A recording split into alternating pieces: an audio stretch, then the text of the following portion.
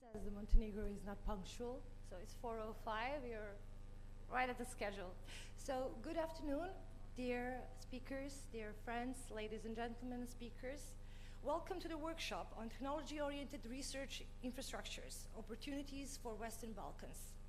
This event is organized by Policy Answers, EU Horizon project, in frame of meeting of Western Balkans steering platform on research and innovation. Although it sounds intimidating, let me reassure you that this workshop will explore how technology-oriented research infrastructures can accelerate scientific excellence, industrial innovation, and economic growth in Western Balkans. We will share best practices, successful EU case studies, and how to foster that dialogue that is much needed between governments, researchers, innovators, investors, and industries. And I think that this particular workshop will position these technology-oriented research infrastructures as strategic assets for building resilient, knowledge-based economies in our region. And we are honored to gather here at Science Technology Park of Montenegro, where the key point is to meet innovation, research, and future ambition. Since we are on a tight schedule, and I know that Sanja told everyone that we need to stick to the schedule,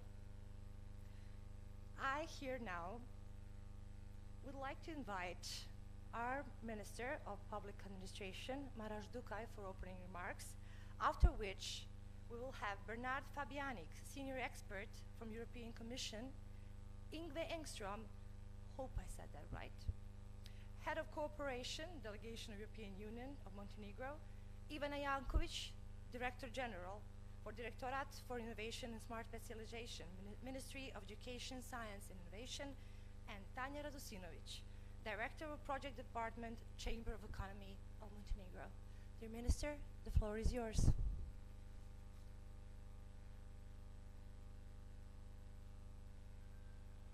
Thank you, ladies and gentlemen. It is my great pleasure to speak today at the workshop on technology-oriented research infrastructure opportunities for the Western Balkans.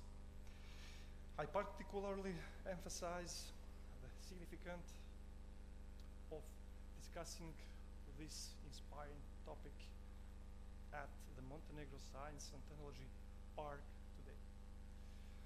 Small countries like Montenegro have a special resource in their human capacity, which must be harnessed alongside technological tools to drive the overall development of the state, its, for sure, economy and industry. Technology-oriented research infrastructures are crucial for advancing industrial innovation. We must jointly provide answers of how Montenegro and more broadly the Western Balkans can utilize these technologies. Focus on specialization, regional cooperation, support for small and medium-sized enterprises, attracting talent and investing in education, linking with industry. All of this must highlight economic benefits, include enhancing industrial competitiveness by applying research results in production, attracting foreign investments, accelerate economic growth, developing local talent and workforce aligned with market needs, reducing innovation costs through accessible research centers for businesses. One successful example for sure is Estonia, which focused on digital technology and became a leader in e-government and blockchain technology. Montenegro has already taken steps in this direction through several examples. Today, Atlas Science and Technology Park cutting-edge digital tools are being developed. Additionally, the VB3C Western Balkan Cyber Capacity Center operates within this facility, focusing on education in cybersecurity, cybercrime, and cyber diplomacy at a regional level. The center was founded as an international organization, a result of an initiative from France, Slovenia, and Montenegro. Nearby is the Montenegrin government SOC, a cybersecurity operation center utilizing state-of-the-art technological tools and equipment to protect government infrastructure. These examples demonstrate that even small countries can leverage technology-oriented research infrastructure as engines of economic growth with strategic planning and regional cooperation and collaboration. Finally, I wish everyone a successful workshop and hope that this event will inspire new ideas, values, and prosperity for our societies across the Western Balkans. Thank you for your attention.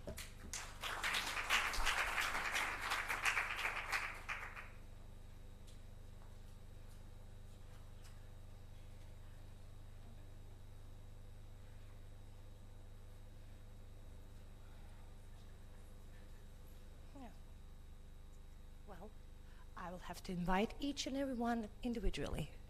And I don't mind that at all. So, please welcome Bernard Fabianic, Senior Expert of Unity International Cooperation, Europe and Americas, European Commission, Research and Innovation. Welcome to the stage. Thank you very much for the kind introduction. It's a pleasure being here. Ministers, thank you for the inspiring words. I'm trying to pick up on that. I'm tempted to say it feels like coming home to some extent, because I think, Sanja might remember, it might be my second visit to Montenegro when we actually went to Nikšić, to the Science and Technology Park there. And then it was, of course, last year when we sort of were here touring the new facility and looking how things are. And now what is the difference?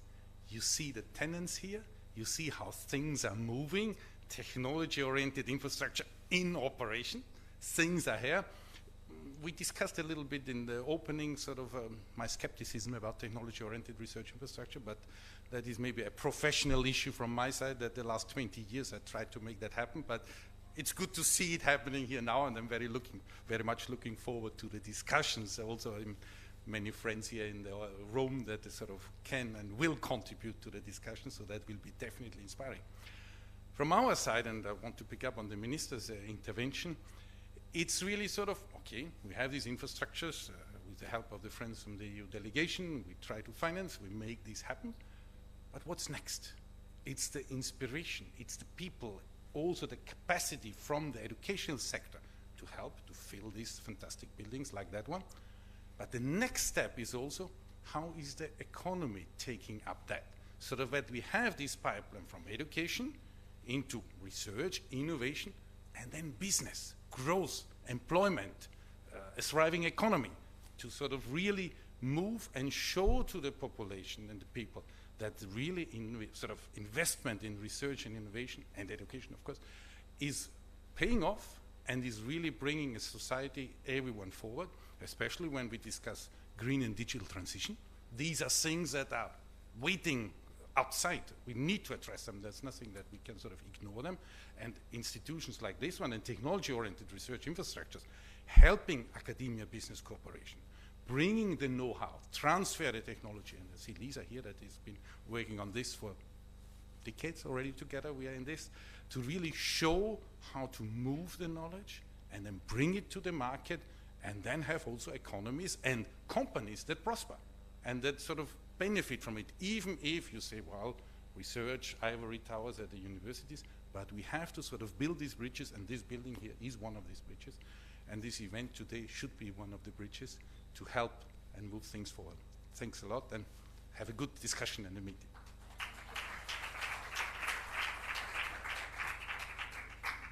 Thank you, Mr. Fabianik, and thanks to Minister Dukay. And now it's time for Ingve Engström, Head of Cooperation Delegation of European Union, to address the audience.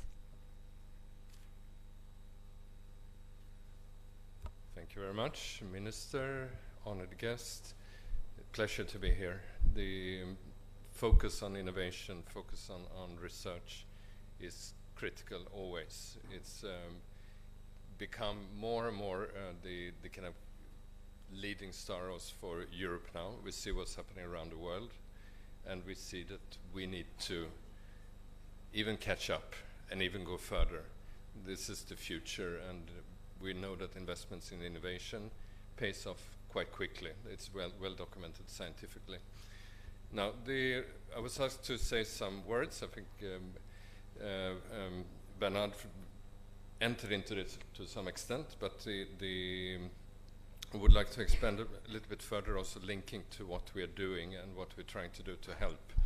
So the research and innovation has a purpose. It's nice research. I like research for its own sake. It's very beautiful, but it also needs to enter the market. It needs to have connections.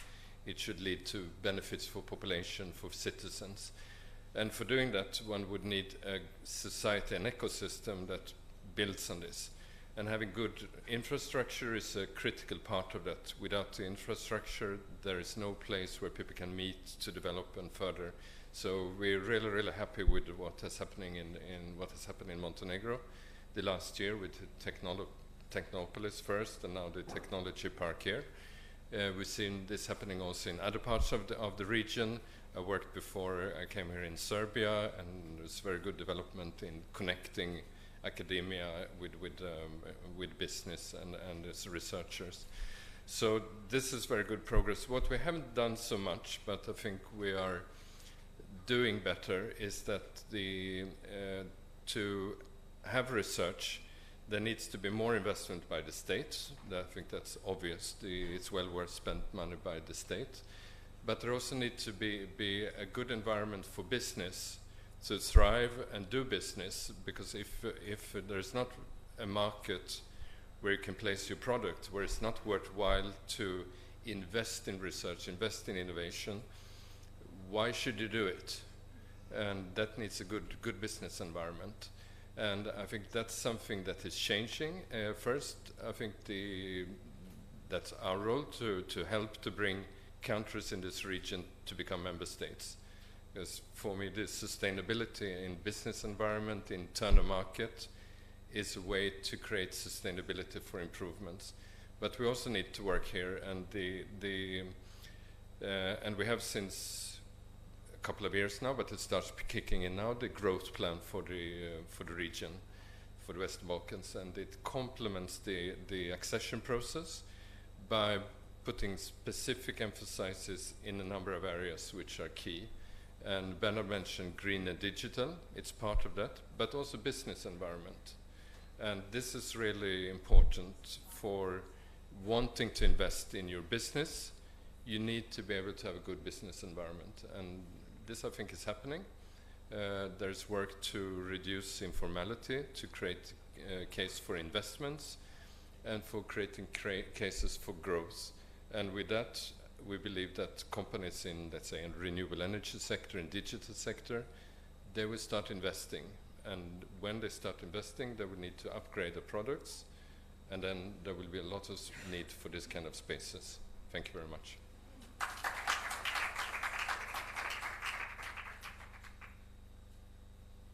Thank you very much.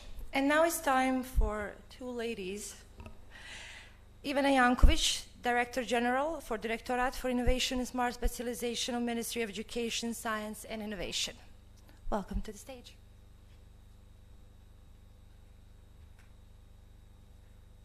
Oh, hello everyone. As you you haven't seen my face so far here on this event. This is my first official addressing as the Director General for Smart Specialization and Innovation, and it's a great opportunity to meet you all. So welcome, and I hope that we all will have productive discussion in the next couple of days here in Montenegro. So the topic of today's workshop is technology-oriented research infrastructures. So it's the heart of our joint efforts to strengthen scientific excellence, to boost economy, to build economy that is based on knowledge, and to, as our previous speakers said, connect economy, science, research, and businesses. So today here we stand at Science Technology Park. A couple of years ago, this was just an idea. So now we have fully functional innovation ecosystem. We are working on the new strategy of smart specialization that we are very proud to say this is the second cycle of strategic planning, and so far we actually have identified priority areas which will be, and we will work very, very precisely and pay a lot of attention to that through the strategic planning process, to actually connect smart specialization strategy with previous examples of good practice, to avoid bad practice, and to support research infrastructure roadmap implementation as well, which we adopted this year, and that will also guide us through the process and support us on how actually to link our economy with the scientific research. We have a lot of tasks ahead of us in the reform agenda. We have some targets that we need to reach. As Inga said, we need to increase the spending of both private sector, or both state sector into the research innovation, because that will actually show us what we are working and are the things that we are working actually functioning. We need to link our educational system with the priority areas that are the strategies show that need to be have the comparative advantage of our economy. We are a small economy, but actually innovation is something, and research and science, that we can build our competitive advantage in the region. We are small, but we are a leader in within the smart specialization process, and I'm very proud to say that. And our steady progress on the EU path is actually reflected a lot within the science and research activities. So I won't take too much of your time because I know that everyone wants us to be on a short schedule. I want to welcome you all in Podgorica. We will have a lot of opportunities to discuss in the next couple of days, and I wish you a very good workshop today and meetings tomorrow and on Thursday. Thank you.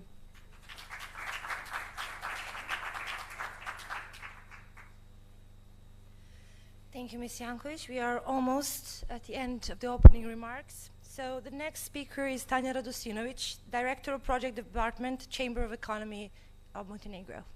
Tanja, please welcome to the stage.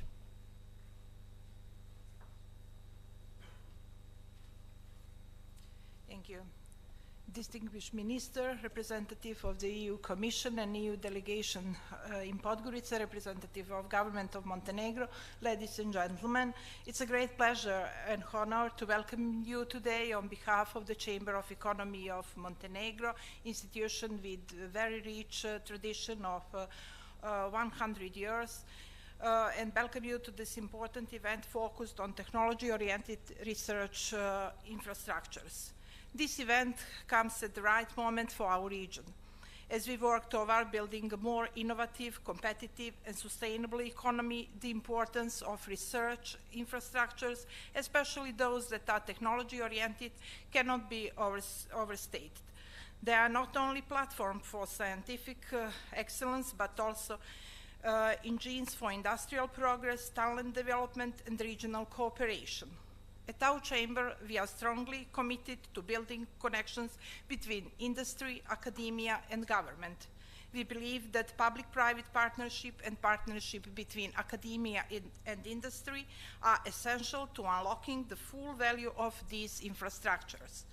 In recent years, we've supported many initiatives that aim to close the gap between research and industry, especially in areas like digital transformation, green transformation and technology, and upskilling. We also actively participate in many EU-funded programs such as Horizon Europe, Interreg, and Digital Europe. Through these efforts, we aim to give Montenegrin small and medium-sized enterprises access to cutting-edge knowledge, tools, and infrastructure. The Chamber of Economy is also a key partner to the government and in the joint effort to strengthen Montenegro's innovation ecosystem, making it more resilient and inclusive. One initiative we're especially proud of is our MONTENEGRO project, the Montenegrin European Digital Innovation Hub. The Chamber is partner at this hub together with 7 other Montenegrin partners, and it's part of European network hubs of 150 of them. Through MONTENEGRO, we offer new opportunities for our business community. Today's workshop is a valuable chance to exchange ideas, share success story, and explore how we can scale up regional cooperation. In closing, I'd like to thank the organizers, especially Policy Answer Project and European Commission, for recognizing the importance of this topic and bringing all us together here. Thank you.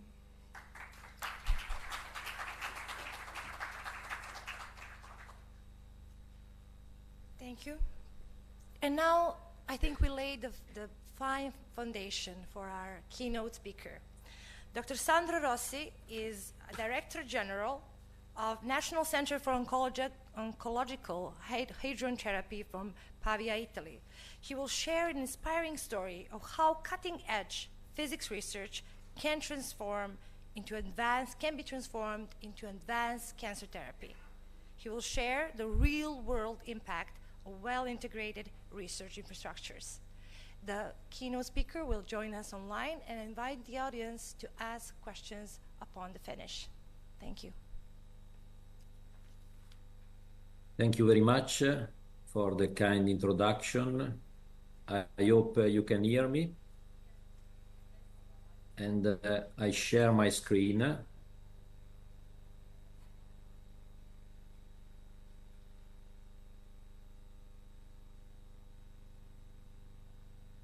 So let me first thank Sanja Damjanovic for the kind invitation to participate to this workshop. I was in Podgorica a couple of months ago for the project TT Plus that I'm going to mention in my presentation, and I have been asked to present something that comes from the heart of atoms, of course, because they are the tools that we are using for treating patients. But you will see that there is also the heart of people that is needed and necessary to be successful in this kind of initiatives. So let's start with the heart of atoms. We are treating patients using the nuclei of particles, in particular the simplest nuclei, the proton itself, and also the nuclei of carbon ions that are heavier than protons, 12 times heavier. But these particles in general are much heavier than electrons, and electrons are those particles that rotate around the nuclei. Dr. Rossi, I apologize. We haven't seen the shared screen. Can you please share the screen with us? So I already shared the screen. We don't see it on a display. Apologies. Okay, so let's try again. Okay. Okay.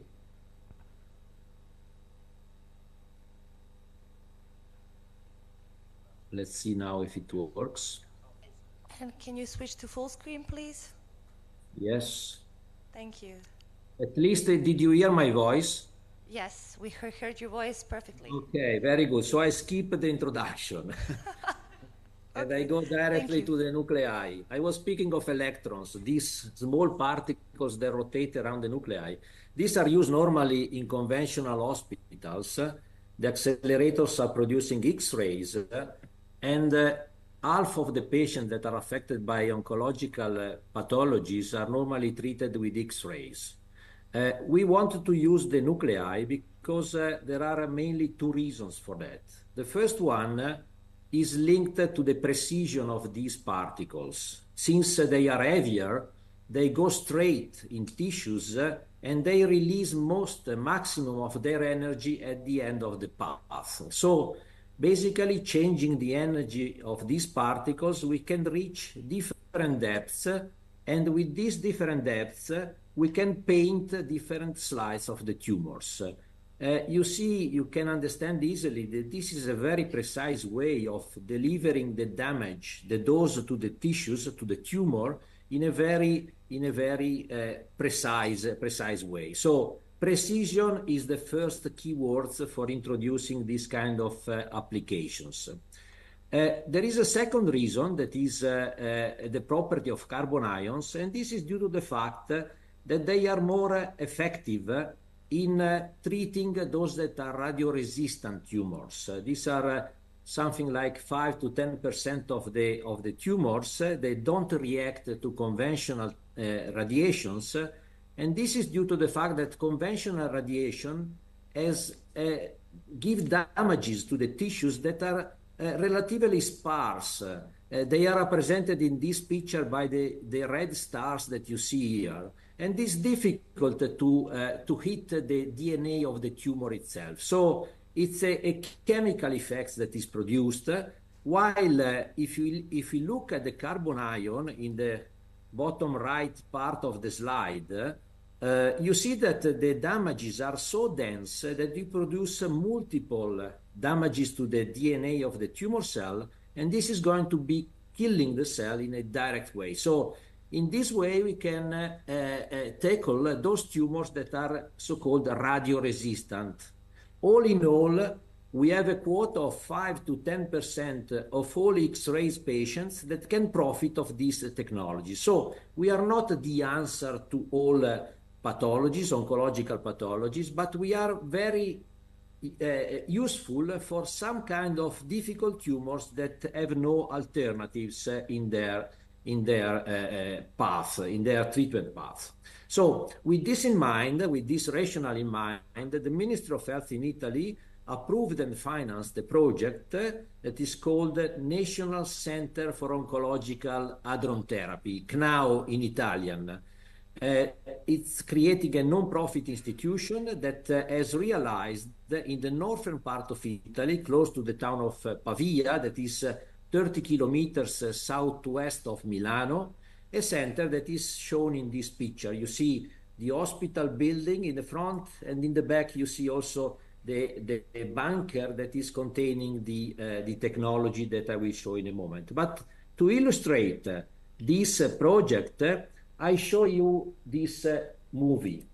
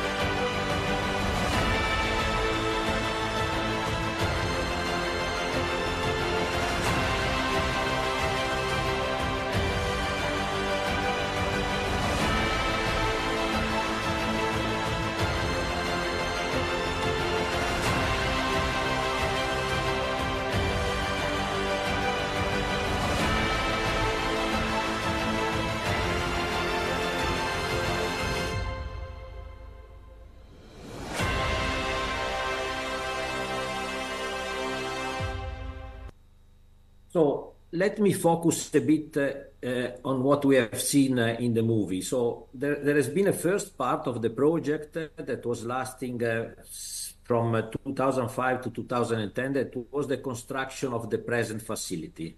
This is the model of the technology that is in use since more than 14 years. And this technology is a new device that has been created in a collaboration with CERN in Geneva and also the Institution of National Physics in Italy, but with many other contributions. Collaboration is also a key word in this domain. And this is you see the synchrotron ring that has a diameter of 25 meters. And this machine is delivering beam in 3 treatment rooms. You see in the lower part on the right. You see that we have also another room, a 4th room, fully devoted to research on the left. And the beam that is given to the patients are horizontal and a vertical beam line. Recently, we added also a 3rd ion source, and this source is going to add to proton and carbon ions other modalities, other particles that can be interesting to better tailor the treatment, personalize the treatment to the pathology in examination. There is a second part of the project that is ongoing, almost finished, that is the introduction of new technologies. In the second decade, we treat many patients, and the outcome was positive, and we obtained new financing for new technology. First of all, we are going to introduce, instead of a bed for the treatment, a rotating chair with a vertical CT. And this allows us to rotate the patient around the beam and so select different directions for hitting the tumor. We are also adding a new machine with a rotating beam around the patient, so not only fixed beam lines, but protons with gantry that can direct the beam from different angles. And these are some pictures of the installation that is almost completed. You see in the middle this big rotating mechanical structure. Bottom right, you see the synchrotron, very similar to the existing one, but smaller because it's only for protons. And this is going to be completed in the next months and start treating patients next year. And also we are adding a 3rd technology that in perspective is very interesting. This is a clinical research that aim to give answer to metastatic diseases. So this is a big challenge. Nowadays, 30% of patients are affected by metastatic disease, and we are looking for a system to give answer to them, to treat these patients. And this modality is peculiar because it's a 2-step modality in which there is a carrier, a pharma, a drug that brings a boron-10 atom in a selective way in the tumor cell, and then irradiating the portion of tissues with a neutron beam produced by a machine that is shown in the bottom. We basically activate the fission of the boron-10 that causes a local deposition of energy that kills the cell that contains the boron. So you can easily understand that if we are very selective in bringing the boron in the right position, we can really kill even individual tumor cells. So in perspective, this is a very interesting, is a challenge because it needs research, clinical research, but we have nowadays technologies that are able to tackle and perform this kind of research. Of course, we need also their collaborations. That's why we set up a team of collaborating institutions to profit at best of this facility. So, having presented the technology and seen the purpose of the workshop, I now wanted to focus my attention on the cost-benefit analysis of CNAO. This has been a study that has been commissioned by European Bank Investment to the University of Milan. And the mandate, the goal was to evaluate what we call the expected net present value. That is basically the sum of all measurable benefits, net of socio-economic costs. And in this presentation, of course, for lack of time, I will concentrate on benefits. Of course, I will give you the references for evaluating also cost and eventually future discoveries, but let's focus on benefits first. Which are the benefits that we expect from this kind of infrastructure? There are services that are provided by the infrastructure to users. There is knowledge output. There are technological spillovers. There is human capital accumulation and capacity building and cultural impact. So let's go briefly through these topics. First of all, health improvement given by the service provided to the patients. So far, we have treated more than 5,500 patients, roughly 50% with carbon ions, 50% with protons. And the 10 pathologies here listed are those that are affected by tumors that are difficult to treat because they are close to critical organs or because they are radioresistant. You recognize tumors that are close to the spinal cord, head and neck, pelvis, and also pediatric solid tumors. And the estimates of patients that would profit in Italy, but in general in the Western countries, if you make the proportion of these kind of techniques, says that about 5,000 patients out of 60 million inhabitants should be treated with protons, and about 1,000 per year treated with carbon ions. Which are the pathologies? A brief, let's say, outlook. We have very small tumors like eye melanoma, and in this case we developed, in collaboration with the Politecnico of Milano, a unique technique to fix the eye gaze in order to hit in a precise way the tumor that is very, very small, few millimeters even, and we have treated so far with very good results, more than 600 patients. There are big volumes because, of course, big volumes are normally poor of oxygen, that is the vehicle of the chemical effects, so they are hypoxic, they are radioresistant, these kind of tumors that can be as big as liters of mass, and in this case, carbon ions is the elective choice. So, for example, these are pelvic sacral sarcomas, chordomas, that are treated with carbon ions in 16 fractions. But we have also pathologies like pediatrics, and this is really one of our goal in the last years, because the saving of the healthy tissues assure to the patient not only survival, but reduce also the risk of long-term secondary tumors induced by radiation. And you see on the left what's happening to the healthy tissues that are irradiated with unwanted dose.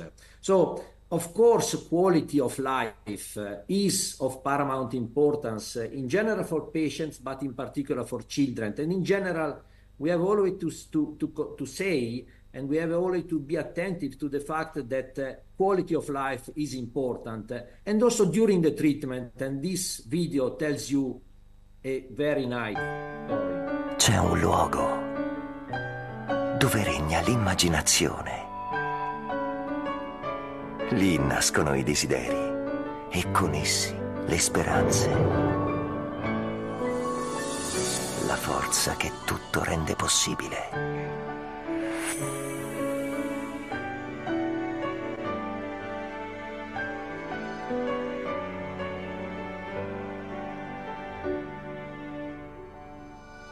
Noi vogliamo sempre vederli sorridere. Maya was actually one of our patients, and of course, taking care of the quality also of the treatment for the patient is very, very important. The second benefit that I want to mention is research, because this kind of technologies, this kind of infrastructure rely very much on research and translation of research in clinical practice. Last year, we devoted more than 550 hours to external users that perform different kind of research that are going from radiobiology, detectors, but even industries that are interested, for example, to radiation hardness of electronic components for flight space navigations. For sure, such an infrastructure is a hub, is becoming a hub for many different interested partners. And of course, research is also developing new technologies, new techniques. This is, for example, the project that is ongoing in a collaboration with CERN, with INFN and Medostron, for creating a rotating structure also for carbon ions, because carbon is much heavier, and so the dimensions and the weights are increasing. Using, for example, superconductivity, optimizing with artificial intelligence the disposition of the different components is of paramount importance to have a reduction of cost, reduction of dimensions.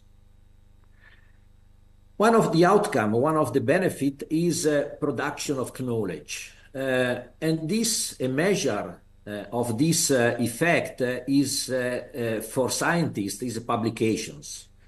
CNAO has published more than 1,000 papers so far. We have a publication, let's say, pace of something like 100 papers, scientific reviewed, peer-reviewed papers per year. And in these last years also is increasing a lot the clinical publication, the clinical results, because, you know, we have to wait some time to get data outcomes of the treatment. But this, of course, is a very important production. And also the link and the involvement on the industries. This data recall the numbers of CNAO during the construction phase.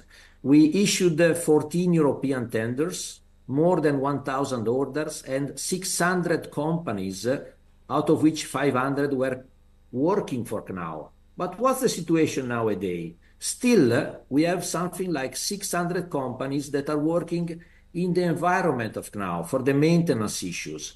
Most of them are local, 309, Italian, 470, and also from outside. So really, this is becoming an hub not only for patients and research, but also for industries. And we give competence, we transfer to them also competencies they didn't have before. Think, for example, to ultra-high vacuum systems, to magnet technology, to power supplies, to electronics. So it's really an environment that is created around these kind of infrastructures. And for sure, the most important asset are people. People are the crucial asset for being successful in this. And this is also going in the direction to avoid the brain drain, of course. In CNAO are working today 170 people out of 19 disciplines. We are going from engineers to radiotherapists, technicians, medical physicists, administrative. So it's really a community of different languages, different competencies that are working together, also trying to speak the same language, because it's often difficult to let them understand each other. Of course, we need to invest in formation. That's why we created with the local university a PhD course that is dealing with biomedical, technology, and humanities social areas. And also we have routinely, more than 30 trainees that are spending time for formation in CNAO, and then they are going elsewhere to bring the competence outside CNAO.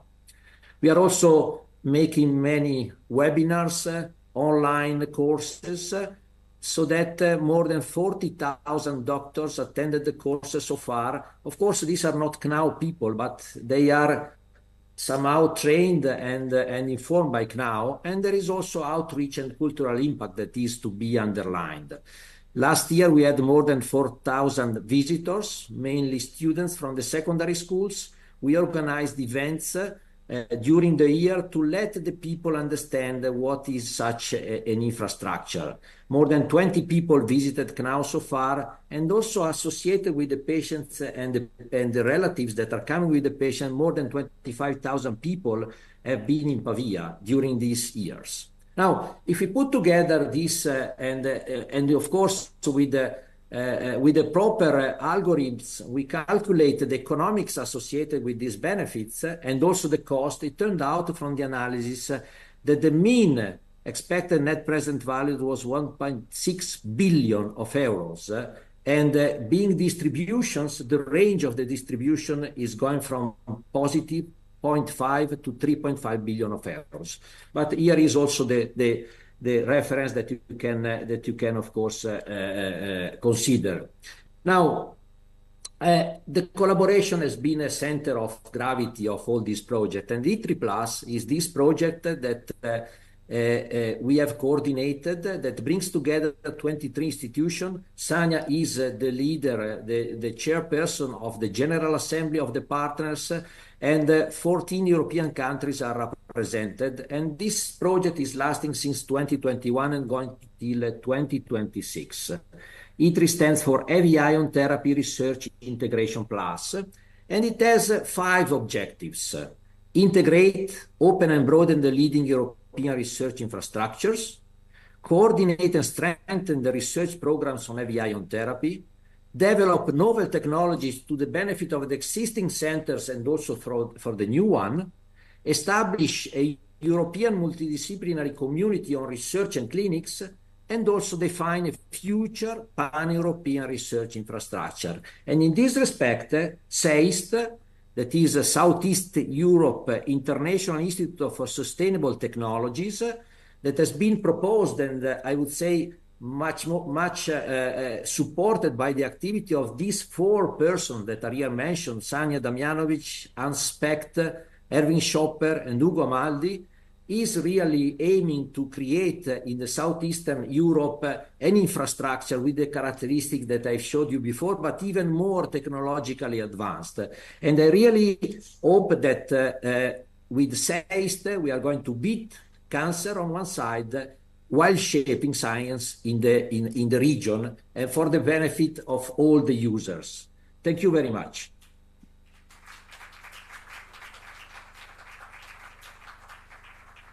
Dr. Rossi, thank you for this much inspiring talk, and I was stunned at one moment what can be the product of highly successful, highly educated people mixed with technology expertise.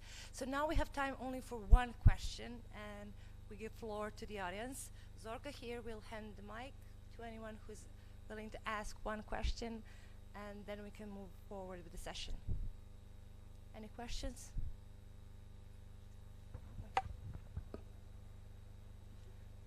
Back row.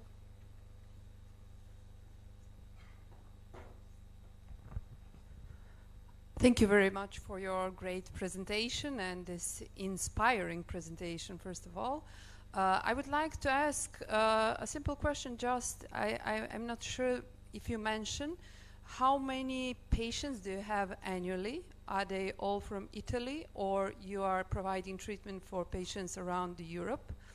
And also, I'm stunned with that new perspective that you gave us when you mentioned this boron neutron capture therapy. This is perfect, sounds very good. If I understood well, it is still experimental.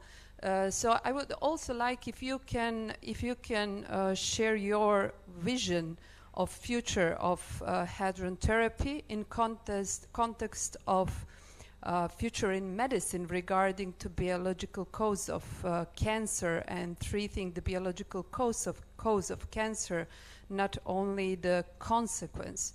Okay, I'm assured that we have metastatic disease, and this what you mentioned right now is a perfect thing. I hope so. It will work in future, like boron neutron capture. But also, I would like just to share your vision regarding to this approach, preventive and treating the consequence. But first of all, the number of annual number of the patient in your center, of course, because it would be important for Montenegro if Montenegro become a regional center for something like this. Thank you. Yes, I promise not to go for 20 minutes more. So, since there were many questions. Sania is watching, so please don't. No, I know that. I know the Sania is watching. So the number of patients is close to 600 patients per year. But this is a trend that is going to increase this number because we treat, as I showed you, proton and carbon. We share proton and carbon, but the machine has been conceived mainly for carbon. And carbon as a fractionation, because the patient is coming multiple times, as a fractionation that is lower than proton. So in principle, we deliver more than 10,000 sessions of treatment per year. Out of them, 600 are the patients. I think that with the proper choice and delivering in particular carbon ions, and this is going in that direction, we can go to 700-800 patients with the actual configuration, so 3 treatment rooms. Concerning BNCT, it's not a new modality in the sense that the idea is out there since decades, but the amount of part of neutrons to activate the process, I told you that there is an irradiation phase. The second phase is the irradiation with the neutron beams. These beams could be produced till 5 years ago only in nuclear reactor plants. Now there are accelerators. I showed you a picture, a model, accelerators that can do it in a clinical environment. So we are now in the condition to really do clinical experimentation activities, clinical trials on these patients. So I'm really confident that this is going to change the paradigm in BNCT. And in addition to that, there is a lot of research ongoing on chemical carriers, on target therapies that can really give correct and very good carriers for the boron, to place the boron exactly only in a selective way on the tumor cells. Now, future vision. You know, I'm a physicist, so you asked to maybe to the wrong person to make somehow dreams. But I agree with you that prevention is for sure one of the topic to insist on for investing money for early prevention of identification of the disease. But once you have identified the disease, you need multiple weapons. And to me, the future, at least in the range of 10, 15 years, is really to go to personalized medicine. So to have different opportunities, different options, to really have the possibility to tackle the single personal disease. That's why multi-ions, I've shown a proton and carbon and the third ion source. Multi-ions really are crucial and important to select the best treatments. Not only multi-ions, but I would say also combination of treatments. For example, we are testing now, we are making clinical trials on immunotherapy, so drugs plus carbon ions, because it's coming apparent the fact that carbon ions has a different modality of interaction with tissues. And if we combine with the immunotherapy, we can also estimate an effect that is not only on the lesion that we are treating, but also on metastases that are distant from the lesion, because the immune system is activated and now is reacting to the tumor cells themselves. So also is important it's important to apply artificial intelligence to understanding the outcome and try to anticipate the outcome of the treatments. We have a lot of data. We have a lot of imaging data. We need to identify markers. We need to identify biomarkers that can predict the outcome of a treatment. And this is important because then we can optimize and focus really for that patient the treatment modality that is most appropriate to get the best results. Dr. Rossi, thanks once again for sharing the incredible story of your center, and thanks for the questions. And there will be room for more questions at the open discussion at the very end.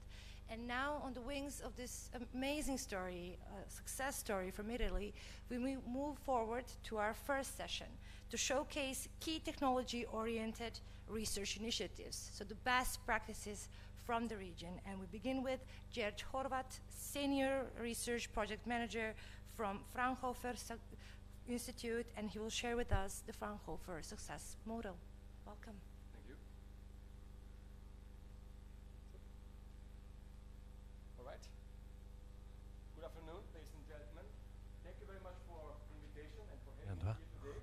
because As I have been working in the region for many years in different projects, the head of our institute asked me to give this talk and to discuss with you the challenges of the science, technology, and innovation policy in the Western Balkans. So Western Balkan region is one of my focus areas in my research and in my projects, and that's why I am very glad to be here and to talk about the challenges and to present my institution. So first of all, let me start with one of these challenges, or let's call them a gap, a main gap here in the Western Balkan, what I really see in almost all countries. And this is about the bridge between the fundamental research, basic research, and the implementation.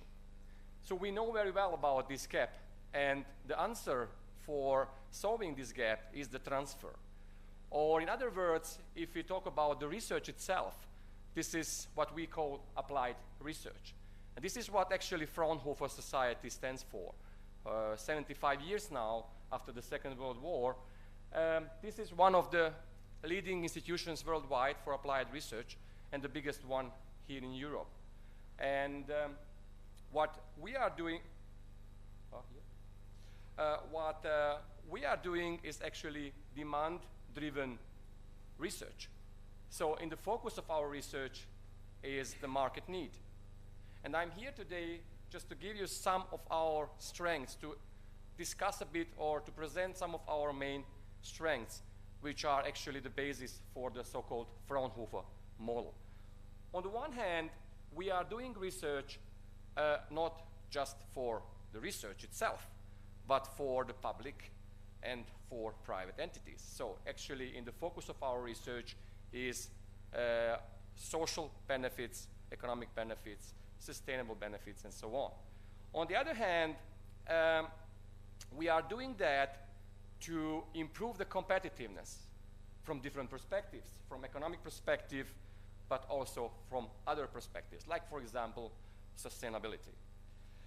How we are doing that? So we are, as I said, one of the biggest institutions worldwide doing applied research. We have 76 institutes in Germany, about 30,000 employees. The majority of them are researchers. And our annual budget is around 3 billion euros annually. So, and in the focus of this is actually networking within the country, but also you will see later the international collaborations and the networks. So let's talk a bit about this so-called Fraunhofer model. So if you Google Fraunhofer model, you will see a mixture, a heterogeneity of different sources, funds we are using for doing research. Because, as I said, have in mind demand-driven research, so the market orientation of ours, which means that only 1/3 of our funding is public funding. So meaning 2/3 we have to acquire. We have to acquire from different sources, and the main source for us, about 40% roughly, is industry, which is emphasizing the role of the industry for our research and vice versa, the role of our research for the industry. So we are doing demand-driven research. If I compare our institution, because we are not the only research society in Germany, you might hear about, for example, my colleagues in Max Planck Institute. Those are the guys who are winning Nobel Prizes. Or other institutions like Leibniz or, for example, Helmholtz. They are doing mainly basics, so fundamental research, and that's why in their business model is basic funding. So they are funded mainly from state and federal funds. On the other hand, so if we consider us, as I said, about 1/3 is just funded by the country. So the 2/3 come from direct contract research, roughly about 2.6 billion euros annually in contract research. This is what our funding model is. On the other hand, we are doing applied research. If you consider this graph here on the left side, you see that we are on the top of this, let's say, graph, meaning we are very applied oriented in contrast to other institutions which are more, let's say, fundamental or basic research oriented. As I already mentioned, we are a huge network, so this research we are doing wouldn't be possible without collaborations. Collaborations nationally within Germany, of course, with our 76 institutes, so within this network, but also internationally. So we have 8 independent international Fraunhofer affiliates, let's say Fraunhofer institutes. We don't call them as such, but Fraunhofer affiliates abroad, plus about direct collaborations with research institutions in more than 80 countries. So direct representatives, not collaborations in projects, but direct representatives. Meaning we cover, let's say, the whole world. And now, also very interesting, in which areas or fields we are doing research. So we are doing research actually in all key enabling technology areas. So nanotechnology, chemistry, digital technologies, actually in all key enabling technology areas. And the majority of our institutes are really technical institutes, roughly 95%. There is only a small number of institutes who are doing social technical sciences. Like, for example, my institute this is the Institute for Industrial Systems and Innovation. We are doing more, let's say, applied research. From the bird perspective, we are considering drivers and barriers for implementation and transfer of these technologies in small and medium-sized companies and in the industry in general. Allow me to give you one more slide, which is actually about also one of our success factors. If we are talking about this transfer I mentioned at the very beginning, which is the bridging between the fundamental research and the application, the very important thing is the transfer mechanism, or the instruments for transfer. And if you can see here, as you can see here we consider 2 main mechanisms or instruments for transfer. On the one hand, this is the research itself, and the other one is application in higher technology readiness levels, meaning, for example, patents. And if I compare the Fraunhofer Society with other research institutions in Germany, you can see we are very far away in terms of patents. So we are doing research, as I said, for the industry and with the industry together. And in the end, our outcomes are mainly technology readiness levels on a very high level. This is why we have a high number of, or high share of patents. And of course, licensing of these patents is one of our transfer mechanisms. On the other hand, it doesn't mean that we don't publish. Of course we also publish, but if you consider the share, we are much far with the share of patents. All right, so this is a very nice picture I like to show always when I'm talking about Fraunhofer Society, because when I receive the question, so what you are doing, so what is actually the outcome of your research? And here are some very interesting flagship projects, or let's say technologies we are very proud of. This is only a snapshot of these technologies we are well known for. Let's start with the well-known you all use is the MP3 format, so which is the audio compression format which was developed by Fraunhofer and in the early 90s. And just a few years later, we developed the MPEG-4 format, which is the basis for video compression. So for actually using video materials also in your phones. This was the grandfather for this technology. Let's switch to 2010 and these years. From there, surgery with augmented reality is one of the AI-based technologies I would emphasize here, which played a very important role for developing the whole automated and AI and augmented reality-based medicine technologies. What I'm also personally involved in is the industrial data spaces, which is one of the game-changer technologies or solutions actually nowadays in the industry. So we are all talking about digital technologies and digital technology sovereignty, particularly in the automotive industry, but also if we scale it up to other industries, actually in all industry sectors. And the basis for that, we recognize the so-called industrial data spaces, which is the alternative for cloud solutions, which are owned by big tech companies. Here we are talking about standards and standard-based data exchange, which is, as for us, the game changer in the whole industry. We have the first data space, which is called Catena X, which is the only one in the world functioning currently. It's for the automotive industry. Let's give you one example, one use case. In few years, every single product, doesn't matter which kind, in the B2C or B2B market, must have a product passport. And for this product pass, you need data. And if you have a very complex product, let's imagine a car, you have suppliers, thousands of them. And those suppliers are not only big companies like Bosch, Continental, and Co., but also thousands of small and medium-sized companies. You need data of all of them to be able to say that your product is, for example, 86% recycled or 90% CO2 neutral. And for this, you need the data for the whole data, let's say, ecosystem, which is not possible in the cloud. And that's why we say that industrial data spaces is one of the game-changing technologies we are very proud of, that Fraunhofer is one of the initiators and developers of this solution.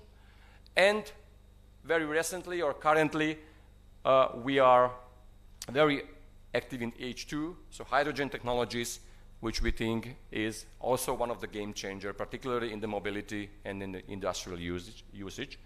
And that's why I would also emphasize this one as a flagship.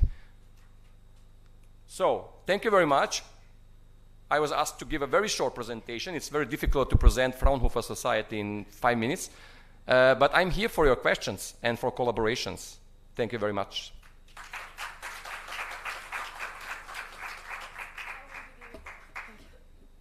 Thank you very much. It was almost 10 minutes, but we are on the schedule. So now I'm going to welcome Mirka Gotterberg, manager from VTT Technical Research Center of Finland, and she will share with us how technology infrastructures drive real value for European countries. Floor is yours. Thank you.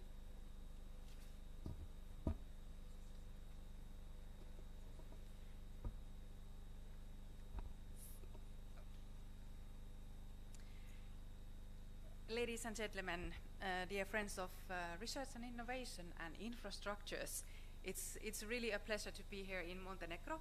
Thank you very much for this invitation. And I will now share you an example from Finland. So VTT Technical Research Center of Finland. And how do we think that how technology infrastructures can really support European companies and take these technological solutions into products and then to markets. So VTT has more than history than 80 years. So because we are a very, very small country, Finland has had to be an innovative and think beyond the obvious.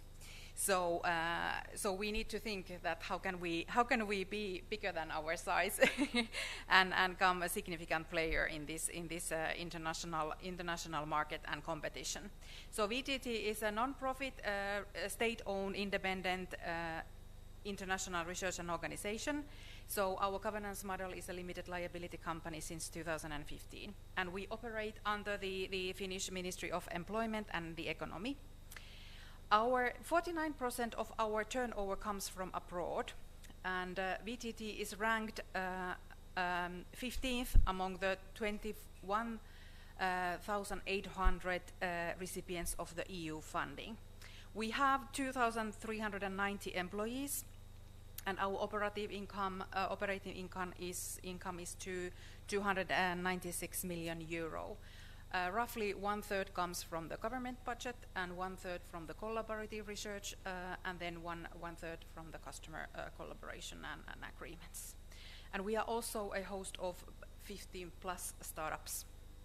So we do have 3 business areas: carbon neutral solutions, digital technologies, and sustainable products and materials. So in carbon neutral solutions, we develop energy, hydrogen, and built environment systems, transport, mobility, foresight, and data economy.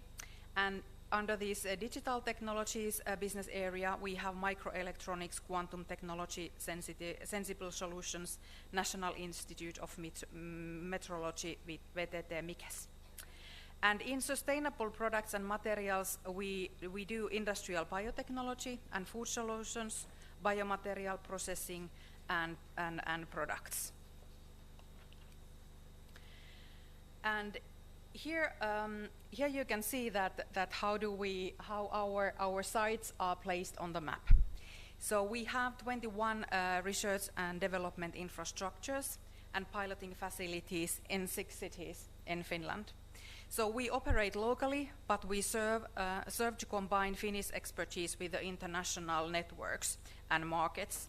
So we think that innovations have to become real, and they come real when applied research collaboration with industry. So we need to turn these findings of fundamental research into practice. So this improves also Finland's competitiveness in global markets. Here we have some examples of our research and technology infrastructures and also piloting infrastructures. So VTT has developed these pilot plants since 1990. So organizations like VTT, we are key players in innovation ecosystems, locally, regionally, nationally, but also internationally. So we have a public societal mission. So we are committed to long-term research and development and to help industries. So we need to commercialize these scientific breakthroughs. We do testing, we do demonstration and validation, which are the key steps, essential key steps before the market entry. And we assist our customers and companies to scale up their technological solutions.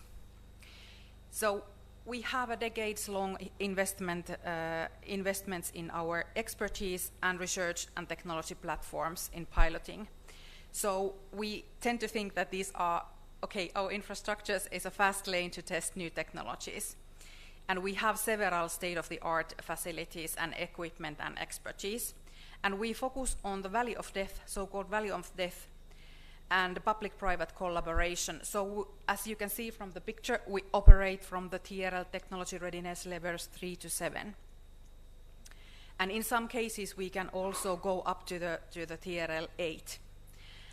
And the purpose making these facilities available is to accelerate products development processes of new products, such as bio-based plastics and remote controls of mining products. So this way we help SMEs, scale-ups and startups and industry to test before they invest massively into these new technologies and they own pilot production and pilot lines. So we provide an opportunity to test and see how these technologies work and how we can scale up those technologies. And now I will say a few words about this Bioruukki Pilot Center, because I think that this can be a fascinating and inspiring example for you. In a way that it consists of 3 platforms. So we have thermochemical conversion platform, which we started to develop, and it came operational in 2015. Then we have biomass processing and biomaterials platform, which came operational in 2018. And the 3rd platform is process chemistry platform, which came operational 2020. So Bioruukki have a pilot and laboratory facilities and advanced capabilities, including process safety studies and techno-economic assessments. So here we focus on the technology readiness levels 3 to 6. As you can see, it has been established through several phases between 2010 and 2022. And this is a result of collaboration with Aalto University to enhance Finland's bio and circular economy. So both VTT and Aalto University developed significant expertise in clean tech. So the biomass and renewables have been a focus for VTT for several decades.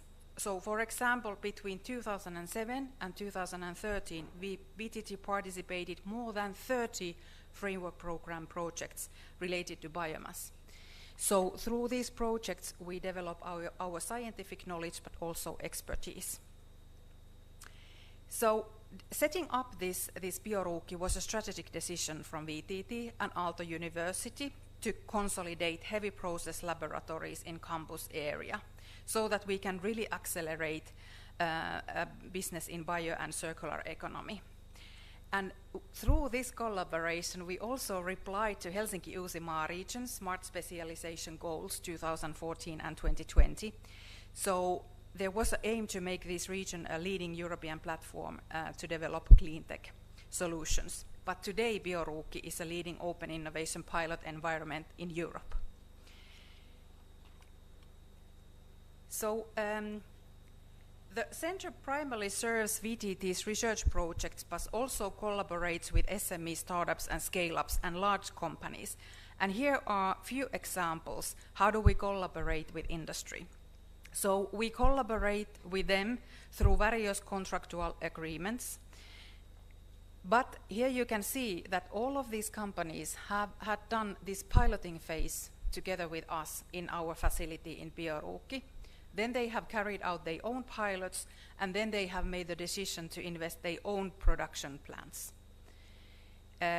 We also tend to take these companies together with us to European collaborative projects because we want to provide them networks and also find solutions together with international networks.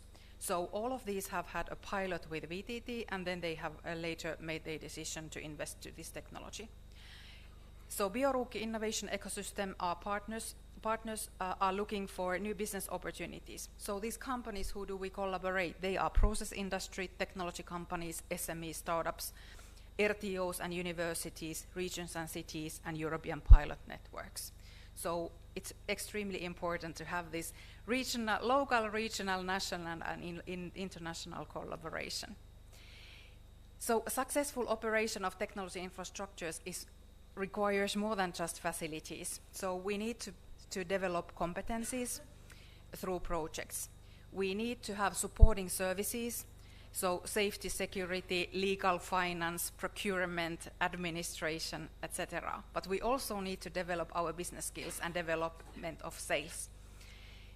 And of course, collaboration with peers and equipment manufacturers is important. So we need stakeholders and networks to collaborate with us. But we need also a smart mixture of different type of funding instruments. So we need support for the CAPEX to be able to build these infrastructures. We need regional, national funding and support for the operational costs of these infrastructures. But we need public research development projects. We need support from customers to buy our services. So different kind of financial support is needed in different phases of the infrastructure.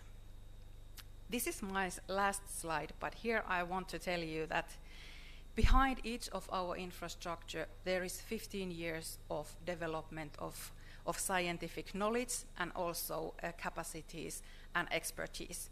So it takes approximately 10 years to build this research capacity. It takes 10 years to build these piloting facilities, and then this industrial growth will come within 10 years. So there is no fast track in that sense. It requires commitment. We need regional strategies, we need national strategies to be able to respond to European level policy initiatives and also European level strategies. But in the heart of every infrastructure there is development of these technologies and know-how. And we need also this portfolio of EU nationally and regionally financed projects. And we are, of course, for the moment doing an extension to our Bioruukki facility.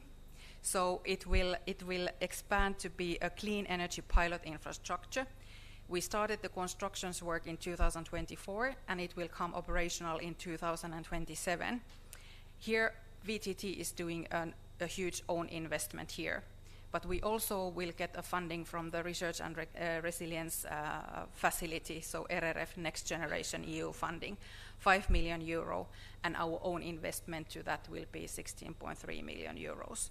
So this will come in future as some kind of clean tech garden campus, where we offer office and laboratory spaces that we can also rent to companies and startups. But then there will be also in future, this Clean Garden Campus will be a host of the Omnia Vocational School. So here we also develop competencies and skills in various levels. I think that this was the content of my presentation, and I'm also happy to share you more views and discuss with you during the breaks and in the last session. Thank you very much for your attention.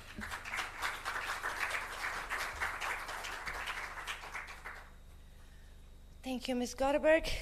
Just to have a few notes on the agenda, so we are behind the schedule, and I will say that we'll have to finish this first session by 5:45 would be best, but 5:50 would be great. When in doubt about your schedule, please look at me. I will tell you that how far behind are you. So now we're moving to regional success stories, and I'm happy to invite Domagoj Crnković, Senior Education Associate from Simora, to share the story of the Center of Gaming Industry in your neighborhood. So Domagoj, please take the floor for 10 minutes. Yeah, I'll do my best. Thank you, thank you everybody for having me here. Thank you, Sanja, and to all the hosts. It is always great to be in Montenegro. First of all, before I start, a small introduction. What you're about to see here, everything happened in a city of only 10,000 inhabitants. So this didn't happen in any major metropolitan city. Everything you will see here we did in, like I said, city with only 10,000 inhabitants. So I come from Novska, from Simora agency, which is basically a regional agency, and we are handling all of the business stuff that's happening in our region. And for the past 10 years, the main focus was on the gaming industry, specifically on the game development industry. We have, like you can see here, like I said, we have started the Pismo Incubator, which is basically an acronym for a business incubator in our county, in our region. So what we did there is we found a place around 2,000 square meters, and we created a unique gaming environment for game developers, for artists, for modelers, for game designers, for level designers, to find a place where they will be connected with each other, and they will have opportunities to create video games. So why video games? So like I said, a short introduction. Everything was done in the city of 10,000 inhabitants, city which had a textile industry, city that had a forestry industry, and some of the metal industry. So 10 years ago, there was not only 0 gaming companies, there was 0 IT companies. Yeah, now we have over 100 IT companies, 80 of them are gaming companies. So we established ourselves as the #1 in a gaming education, because you cannot have an industry without people. So we started educating kids. You will see a bit later. We have a business model and business plan that we are not aiming at children at let's say middle school. We are aiming at the small children. We are introducing them to game development, to modeling, to art, to everything that's connected with creating games, because today everybody's playing games. I can bet everybody here has at least one game installed on their phones. So you're a gamer, even though maybe you are not, but you are, trust me. You don't have any games? Okay, maybe somebody installed it and you don't know, or it came with the phone. Yes, but educational program was the key success to establish a community for something that did not exist 10 years ago. Not in Croatia. We had great success gaming stories from Croatia. Everybody who is playing video games, they know about games from Croatia. There is a lot of them. Serious Sam is like the #1 game from Croatia, but we didn't have any community or somebody who is doing educations. So that's what we started. We started doing 6 months courses for Unity Engine, Blender, and Unreal Engine. Those are the 3 main engines for developing video games: Unity and Unreal for developing, and Blender for creating. So we created a system where you can apply for a 6-month course. You don't pay it, you get paid to go there. And once you finish your 6 months course, you will have a local support where the local city will give you money to open a business. A local, our region will help you financially to start developing your business, and then you can also apply on the state funds to continue and expand your business, which later you can apply for European funds to expand it even more. So that's like a great business model. So like I said, what we did, we started a gaming camp for children, where only in 7 days children learn how to use game engines. And now some people, I can already see some looks at me, and because like gaming industry and stuff like that. Don't worry. The kids start every day with physical training. So we hired a physical tutor for them. Every day, 7 a.m., they start with the physical training. Then they go to the school. And after that, during the afternoons, we organize tournaments in volleyball, in tennis for them. They also visit the national parks, and they also spend their time in nature. So they're not only on PCs for the whole day. So this is how it looks. It's a very nice thing. Kids are basically enjoying it, and this is the afternoon activities. Except they're not only here learning about gaming, they're also learning about robotics. They're also learning all of the STEM fields and everything that's happening around them in the IT. So we are doing that because we are preparing those kids. We are trying to find the talents who are good in gaming.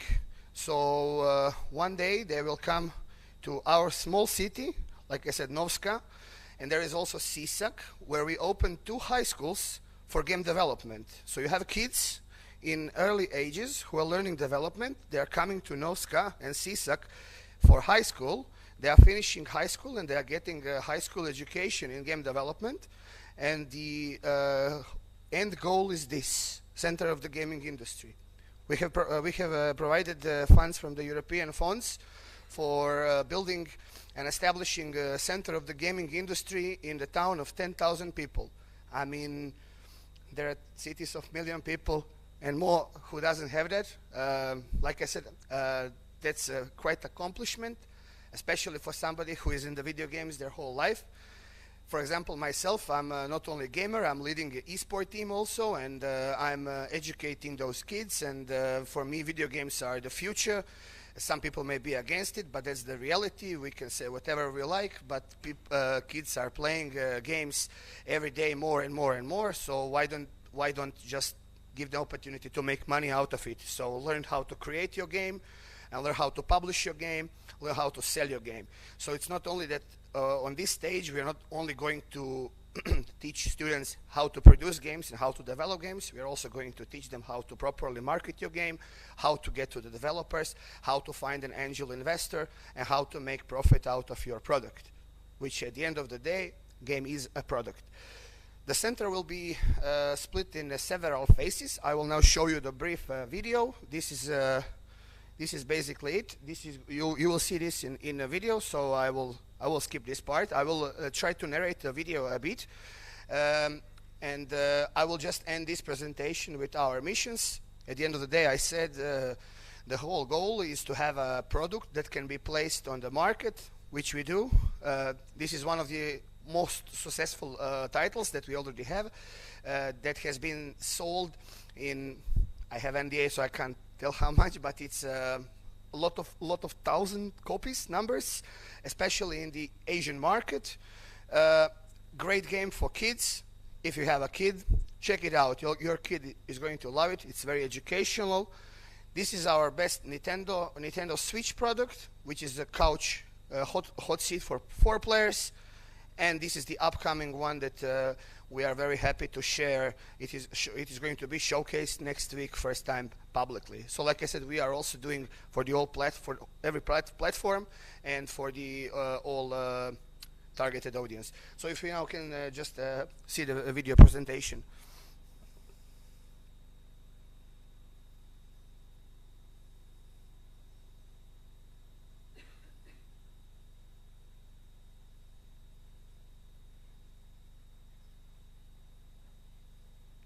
Yeah, it's fine. A bit technical issues. It's normal stories.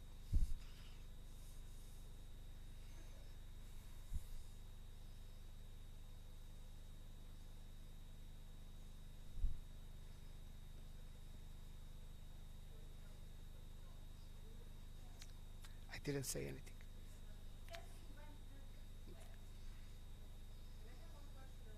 Yes?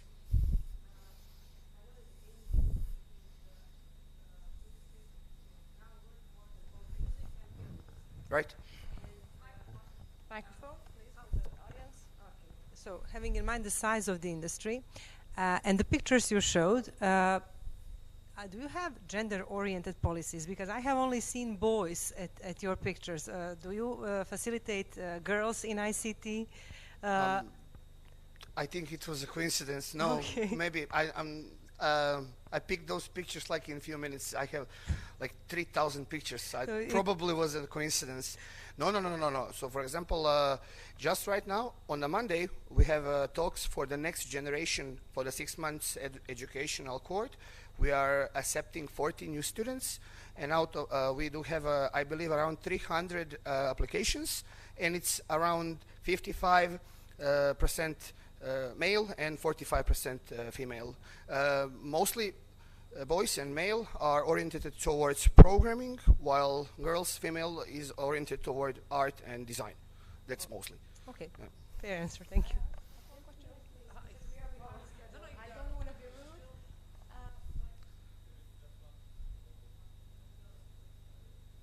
I mean, if it's a problem, we can. Yeah, we can see it. We can see it later. It's no problem. Maybe we can have one more question, and then.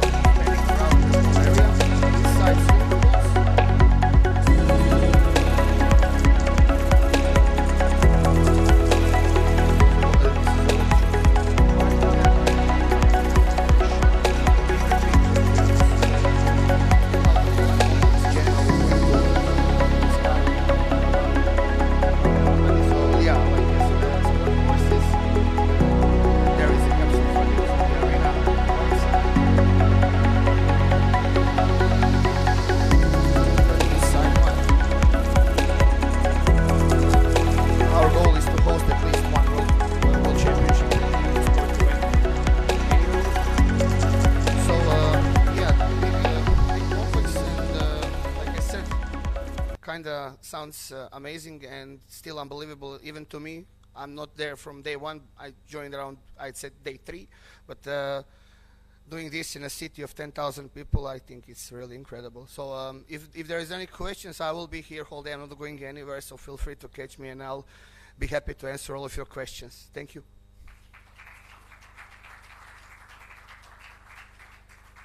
Thank you for this great presentation and video. And yes, the question will be open for questions at the end of the discussion. We have many more incredible stories to tell, and we are kind of behind the schedule.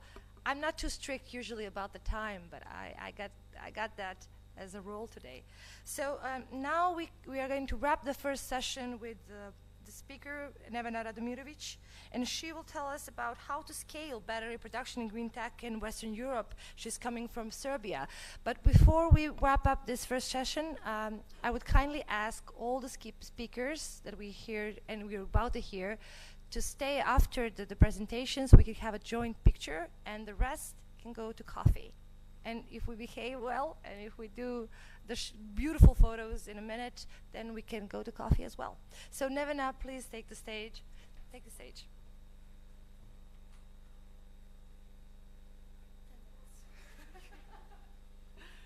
Hello everyone, I'm Nevena from 11 East. Yes. Hello everyone again, I'm Nevena from 11 East, north of Serbia, Subotica. And I'm thrilled to talk to you today about our company that aims to contribute European energy security, to contribute improvement in European Green Deal and climate changes. Who are we? Okay. Yes. We are the first LFP, lithium iron phosphate prismatic cell manufacturers outside of China located in Europe. We are backed up by our main stakeholder, Alpaca Group, which has more than 30 years of experience in industry and coating processes, which are the main critical processes in manufacturing of battery cells. Also, we are backed up by InnoEnergy, which is the early stage batteries investor in Europe. And we are really proud to be located and positioned, and you can see on this graph, that we are in Europe. On the left side, you have Asian companies that are battery producers. On the right side, you have European companies, many already familiar names.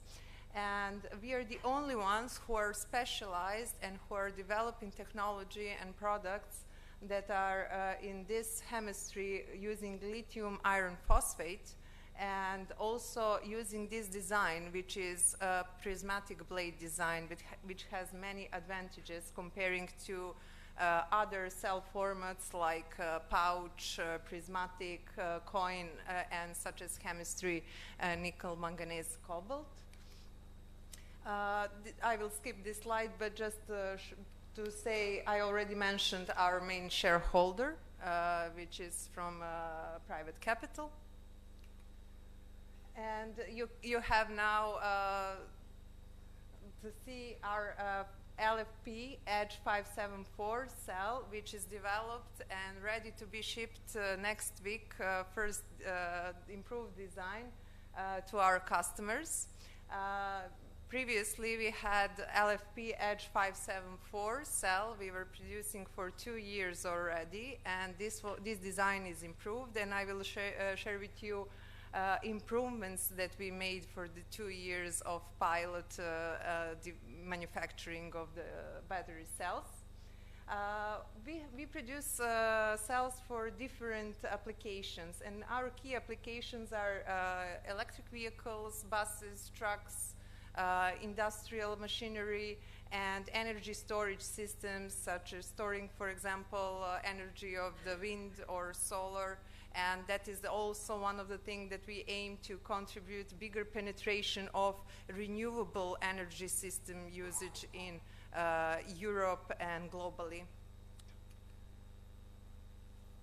Okay, when we were starting 5 years ago, we were deciding which chemistry to use, which design, which cell format.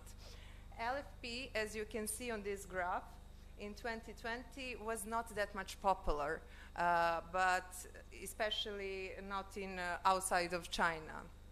But generally, we decided to use this format because of affordability, with usage of cell-to-pack systems. You don't need, with this prismatic blade formats, you don't need to create modules. You can literally pack cells and use that formats, and that's how you enable to gain more energy, more space, and a more affordable cost. So we have 15% lower cost on the pack level for our cells, and our cells are greener because they do not contain nickel or cobalt. We only use as an active material lithium iron phosphate. And which is also important, this chemistry has increased safety compared to nickel, manganese, cobalt. Our batteries are not burning. So we have 3 times less heat energy released in thermal runaway, and much longer, almost 3 times longer cycle lifetime of our batteries. You can see on these pictures our in-house pilot development center, which has built this time 2 years ago. We built it, and first A samples of industrial prototypes of the battery cells are made there 2 years ago, and we now improved a lot with the design, and we also improved and designed new models that we are already delivering to customers. How we started? We started with a research and development laboratory where we assembled more than 3,000 coin cells on a lab scale. There we evaluated our suppliers, raw materials, fine-tuned our chemistry, our recipes, and then after, when we were ready, 2 years after, we launched this pilot facility with approved suppliers of equipment and raw materials, and now we are preparing A and B samples of battery cells. Okay, this is R&D center, the R&D laboratory that I already mentioned, started in early 2021. Our pilot production, we had SOP 2 years ago, and there we can produce up to 100 cells per day. And this pilot facility serves us not just to evaluate raw material suppliers and to fine-tune our recipes. We also validate our process technology. We validate our design internally plus externally, and we also validate our equipment suppliers for scale up, for potential growth, and we are in-house designing equipment for the mega factory and gigafactory scale, which is the next in a row. Our main 5 strategic pillars are in-house R&D with integrated pilot production, as I already mentioned, and this phased approach to gigascaling that I already mentioned. So we are really proud of our smart scale-up. As one speaker before me said, time is needed to scale up. First laboratory, then pilot, then yes, then we go to mega factory, and after all, gigafactory is planned to deliver already finished cells to commercial cells to our customers with main focus on European and North American market. Okay, in July 2024, European Union and Serbia signed an MOU to develop domestic and vertically integrated battery and EV value chain.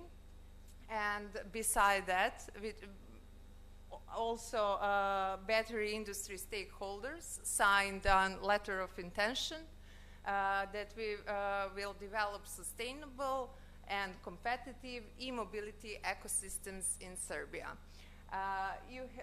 Here are the names of the companies that signed battery industry letter of intent.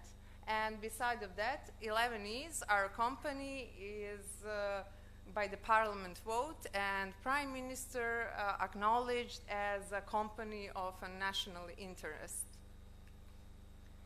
and especially for you, before even our customers may to see it next week.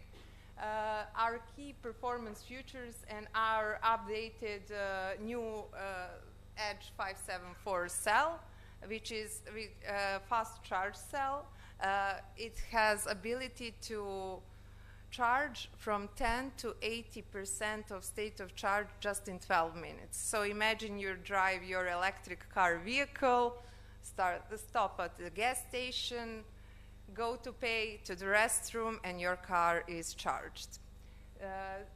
Beside that, cycle life, it's at least 500,000 kilometers, and it has more power, uses less space, it has increased energy density, of course, lower cost, and wide operating temperatures range, which is really important because we plan to use our cars both in summer and in winter in different continents.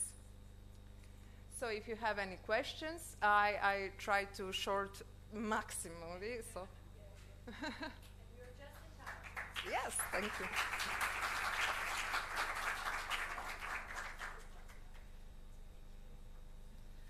So, with this, we wrap up the first session, and now I will invite the audience just to smile to our beautiful photographer in the background, so he can take the photos of the whole audience.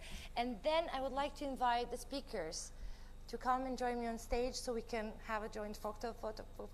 Is that okay? Please do. And the break is going to be until 6:05. We are here back at 6:05. Thank you.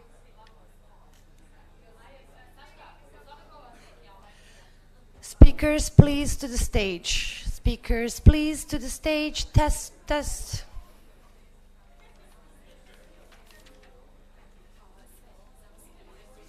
Da. Ol, pa sve su pozvani.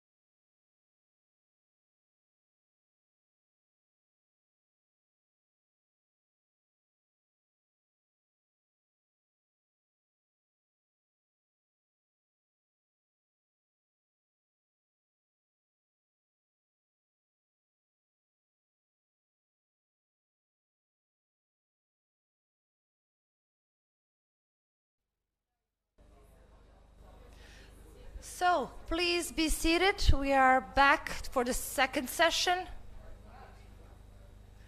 God, I love when people come back from the break on time, which never happens. So, we heard some amazing stories, and we are now moving forward with some more success stories and importance of having a conversation, an open conversation about what is needed in order for these infrastructures to work. So I want to welcome to the stage Siniša Marčić, who will talk about how we enable infrastructure into Western Balkans. Welcome. Thank you very much. Good afternoon. I'm sorry to be icebreaker after this one, after this mingling over there, but we have to finish as per Sanja's very strict orders.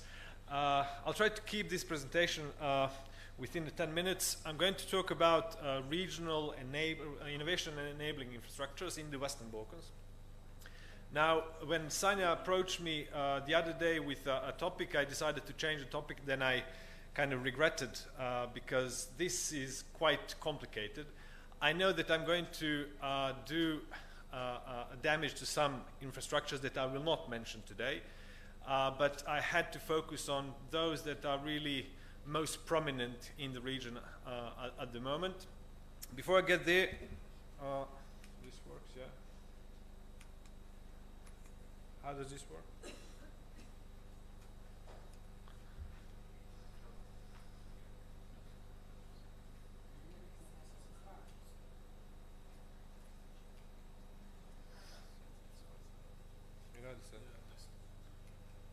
Okay.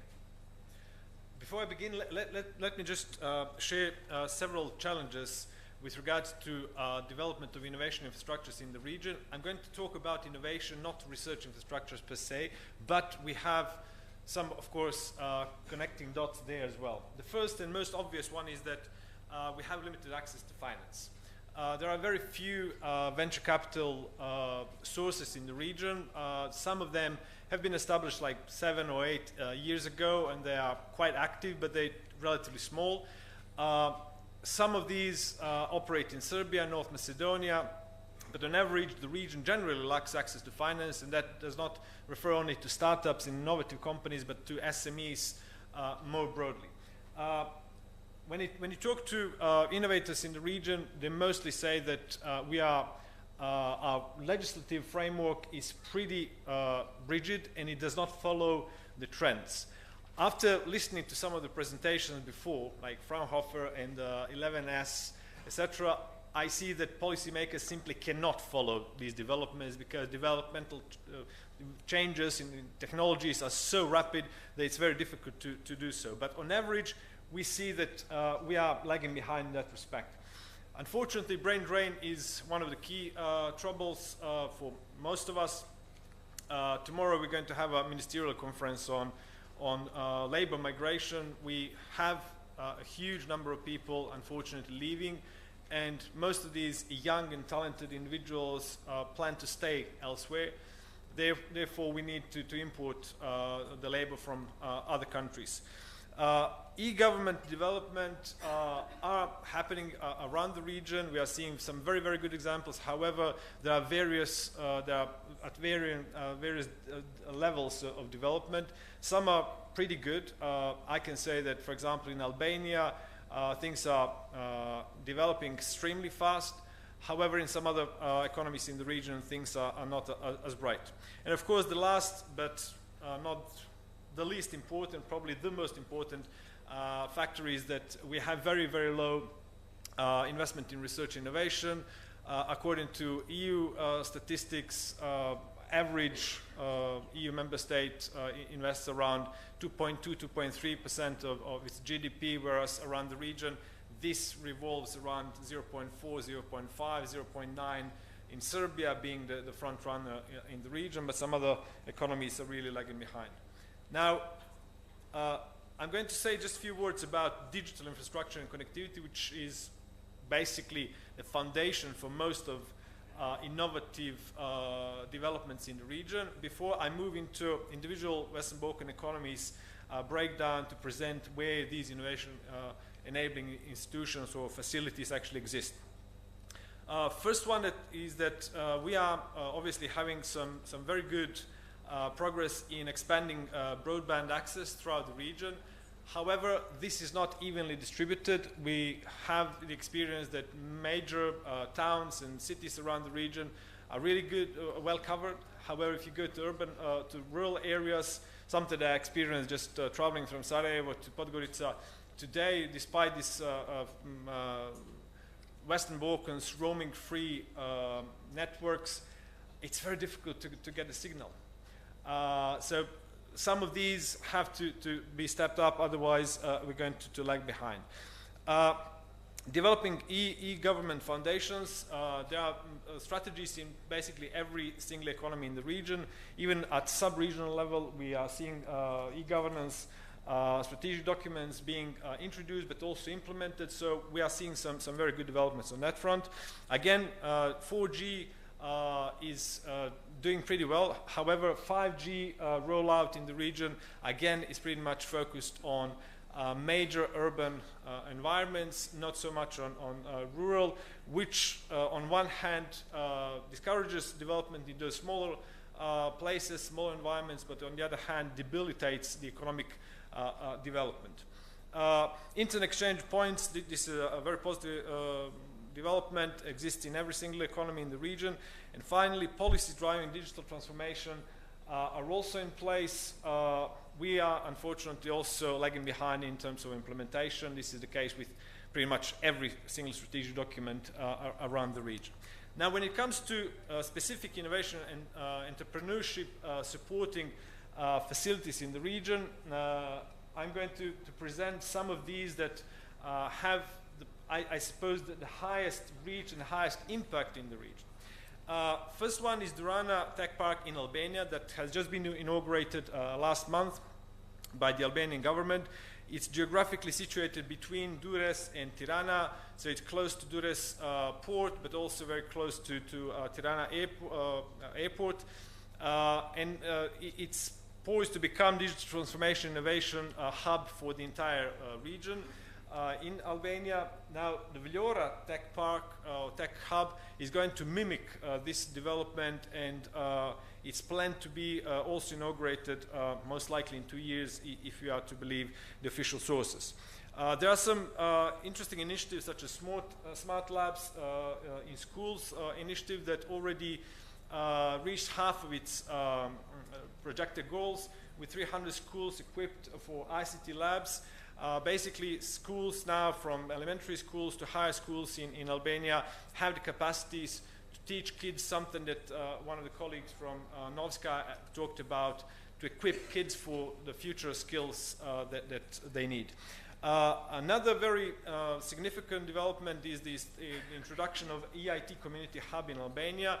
We are seeing this hub in Montenegro, but also in North Macedonia. Branka is here with us, representing European Innovation Technology, European Institute of Innovation Technology, that finally comes to the ground, something that we needed desperately, because this instrument, although very powerful, very promising, was in a way pretty much disconnected from realities on the ground here in the region. Now we have people, local people, who are capable of explaining, introducing the benefits that these instruments provided by the European sources can provide to our colleagues in the region. And of course, there are various innovation and IT hubs. I couldn't enumerate all of them, but we can see them in major cities around Albania.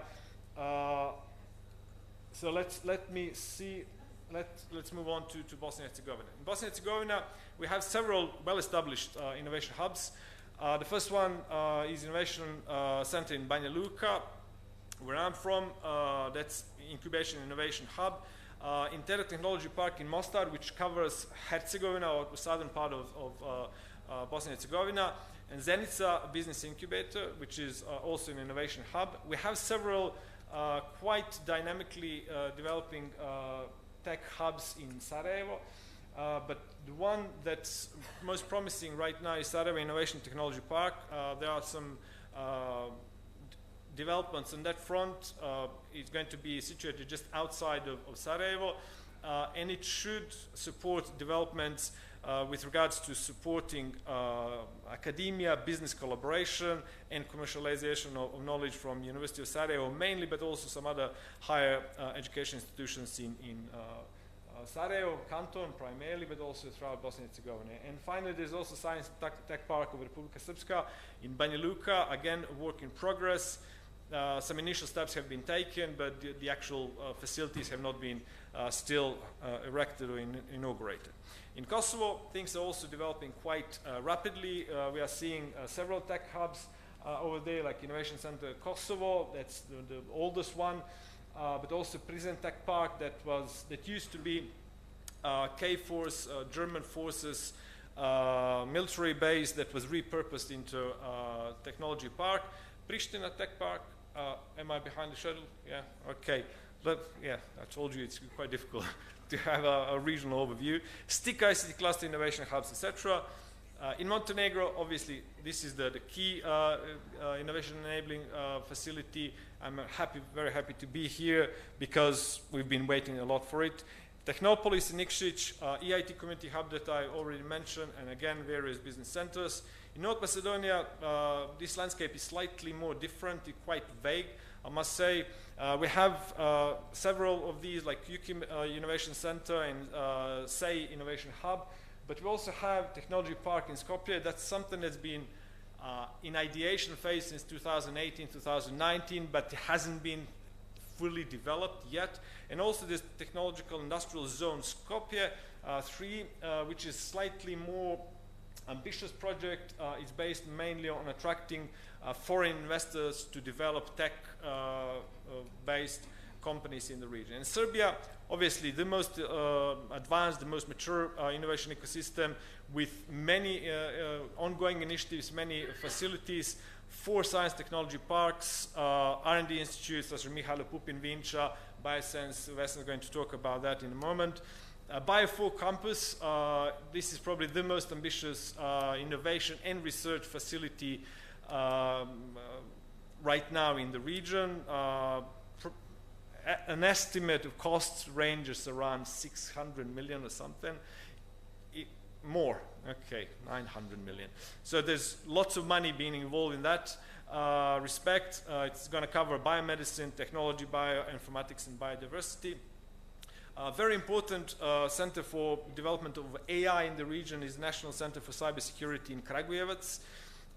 And also something that's very specific for the region and Serbia as well, which is Science and Technology Park, primarily right now Technology Park Mint in Kragujevac. Why it's specific? It's because it's private initiative. All other initiatives, all other facilities I mentioned so far are publicly owned, publicly funded. This one is funded by Min company, and it sounds quite promising. Lastly, let me finish with these 5 opportunities. I believe that regional cooperation is extremely important. I believe that we have many opportunities that we have not tapped into.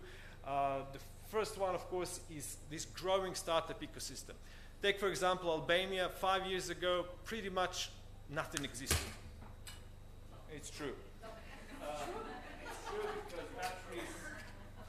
battery fall out. Anyway, very few things existed. Now things have changed dramatically. Human capital. We have still lots and lots of young people, and this example from Novska proves that, although in Croatia it's a different context. But we have very many creative young individuals who need to be directed in a certain way to contribute to our societies. We need to find ways to embrace their creativity, their abilities, and somehow integrate them into society. EU digital innovation policy is something I mentioned already. We are pretty good in that respect, although we need to find ways also to do more on that. Government focus on digital connectivity and development of tech parks and hubs. I'm sorry, this presentation initially was much longer, but I was told to keep it within 10 minutes framework. If you have any questions later on, I'm happy to respond. Thank you.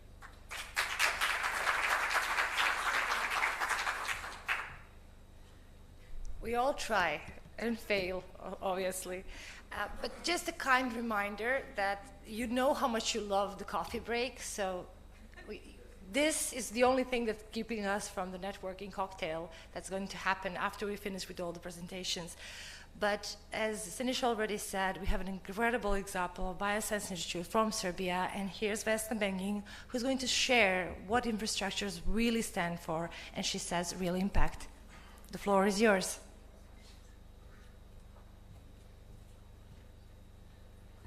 So good afternoon, ladies and gentlemen. It's a great pleasure to be here. And as the moderator mentioned, RI, in my view, is not research infrastructure. It's a real impact. So let me share some of, part of our story.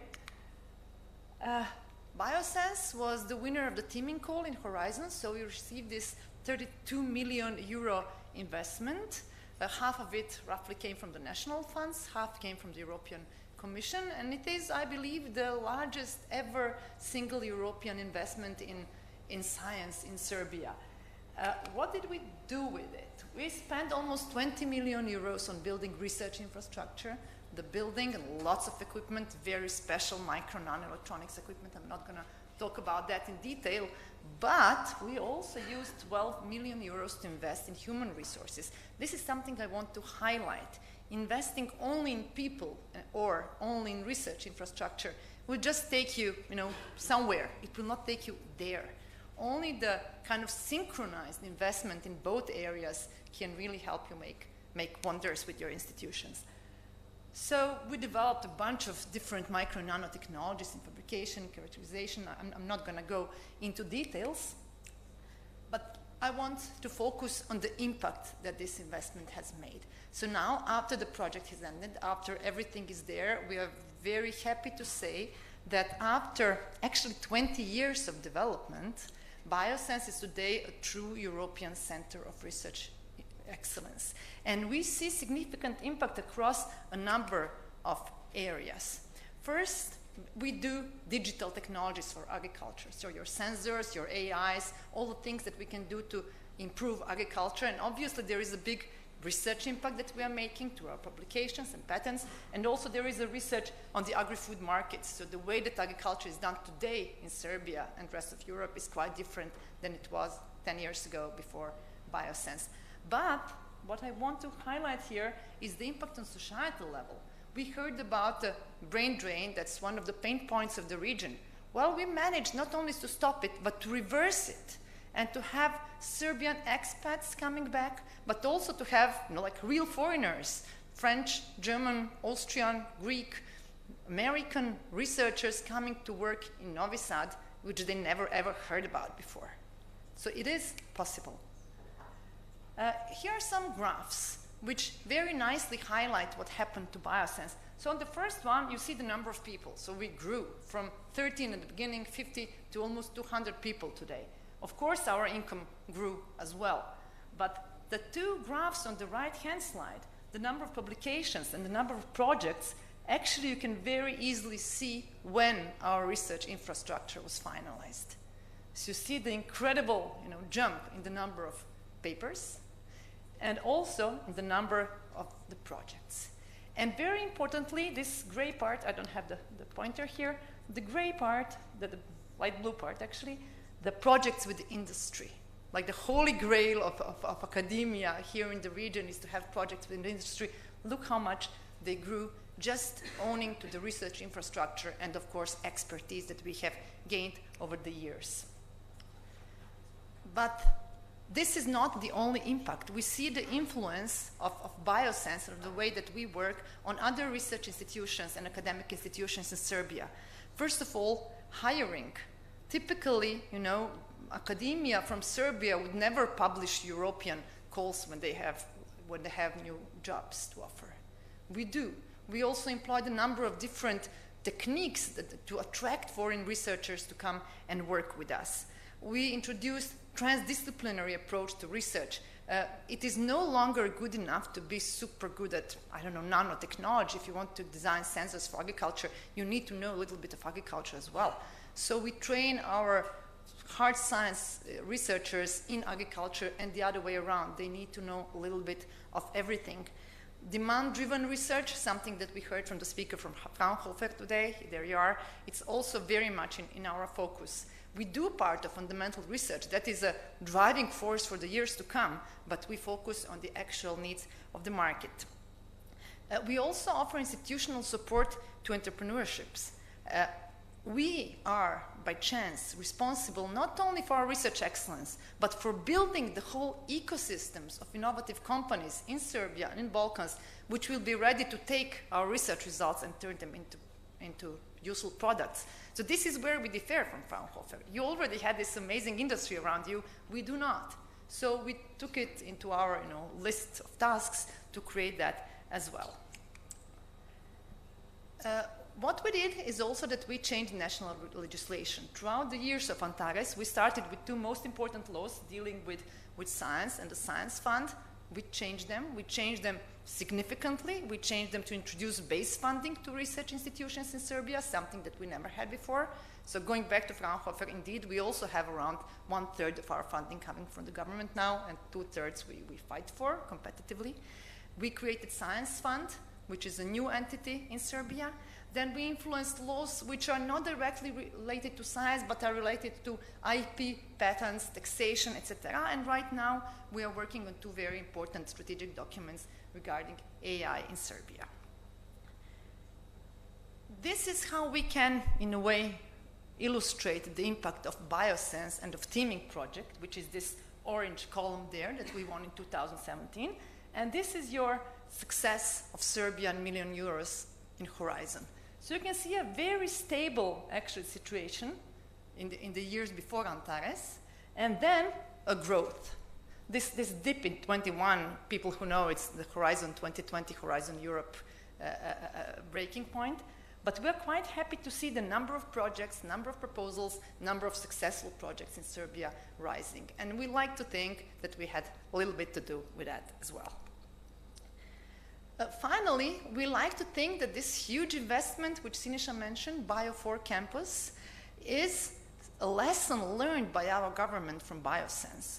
So within Antares project, the government of Serbia had to invest 14 million euros into our research infrastructure. It was a strange thing for them to do. They never did it in the past. Maybe they didn't even feel comfortable by doing it. But, you know, it was in the grant agreement, it was, all the contracts were written, so they did it. And they learned a very valuable lesson that actually investing in research infrastructure pays off. It's a good way to spend your money. And now they're trying to mimic the same thing on a much larger scale of €500 million or even more with Bio4 Campus in Belgrade. Finally, we took it upon ourselves also to spread this excellence throughout the region. We started with something that we call Biosense Regional, where we created 23 different partnerships across the Balkans with different academic and research institutions. We are submitting joint proposals together. Again, I'm going back to Fraunhofer. This is a lesson we actually learned from you. Fraunhofer is not one entity. It is 80 research institutes that became one system.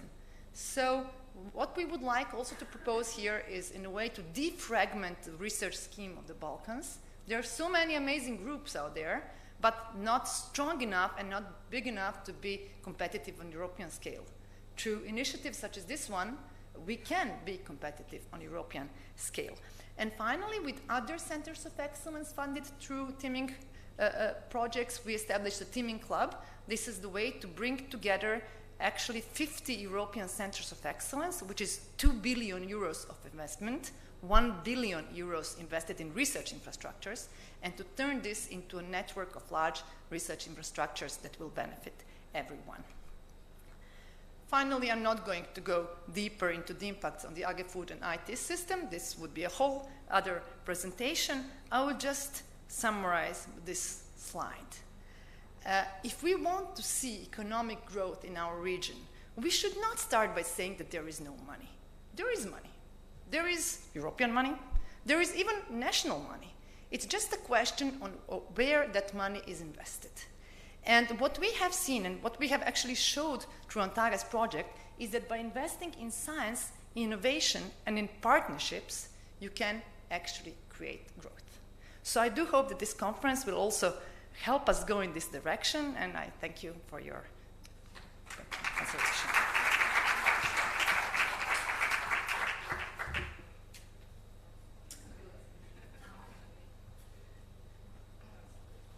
Well, they say you should not pick your favorites, but... So our next speaker comes from Bosnia and Herzegovina, Lejla Gurbeta-Pokovic. She will talk about a successful example from Verlab approach and Verlab Institute, the CEO of Verlab Institute. And Lejla, please welcome the stage.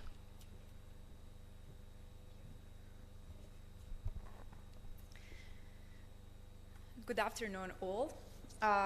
Thank you for the opportunity to represent what we are doing with Verlab Institute. Can we just shift to the beginning of the presentation?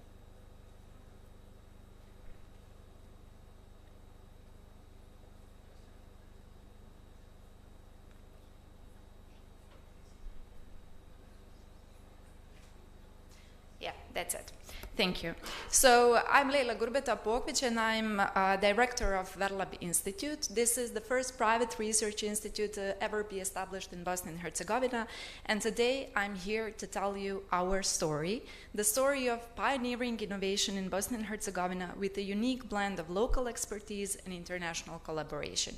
And this story that I'm going to tell you about with the Research Institute started only 3 years ago. So the results are all from the 3 years ago. For the perspective of this story, it's important to understand that we started from the healthcare sector, but we are engineers, we are technology enthusiasts, so you can see that the core of the idea, what we are doing with the research and innovation within our institution and in our research and innovation system, comes to the deeply rooted idea of human population that actually technology can extend human capabilities. You can see it from Leonardo da Vinci's first sketches of a robot and mechanics, and nowadays you can see it with Da Vinci robots who are actually performing the surgery. So the vision is there. Time changes indeed, but the goal stays the same, to ensure the quality of life of human population. So that's something that we carry with us. The journey that I'm talking about today started with a limited liability company who actually worked in the field of medical devices.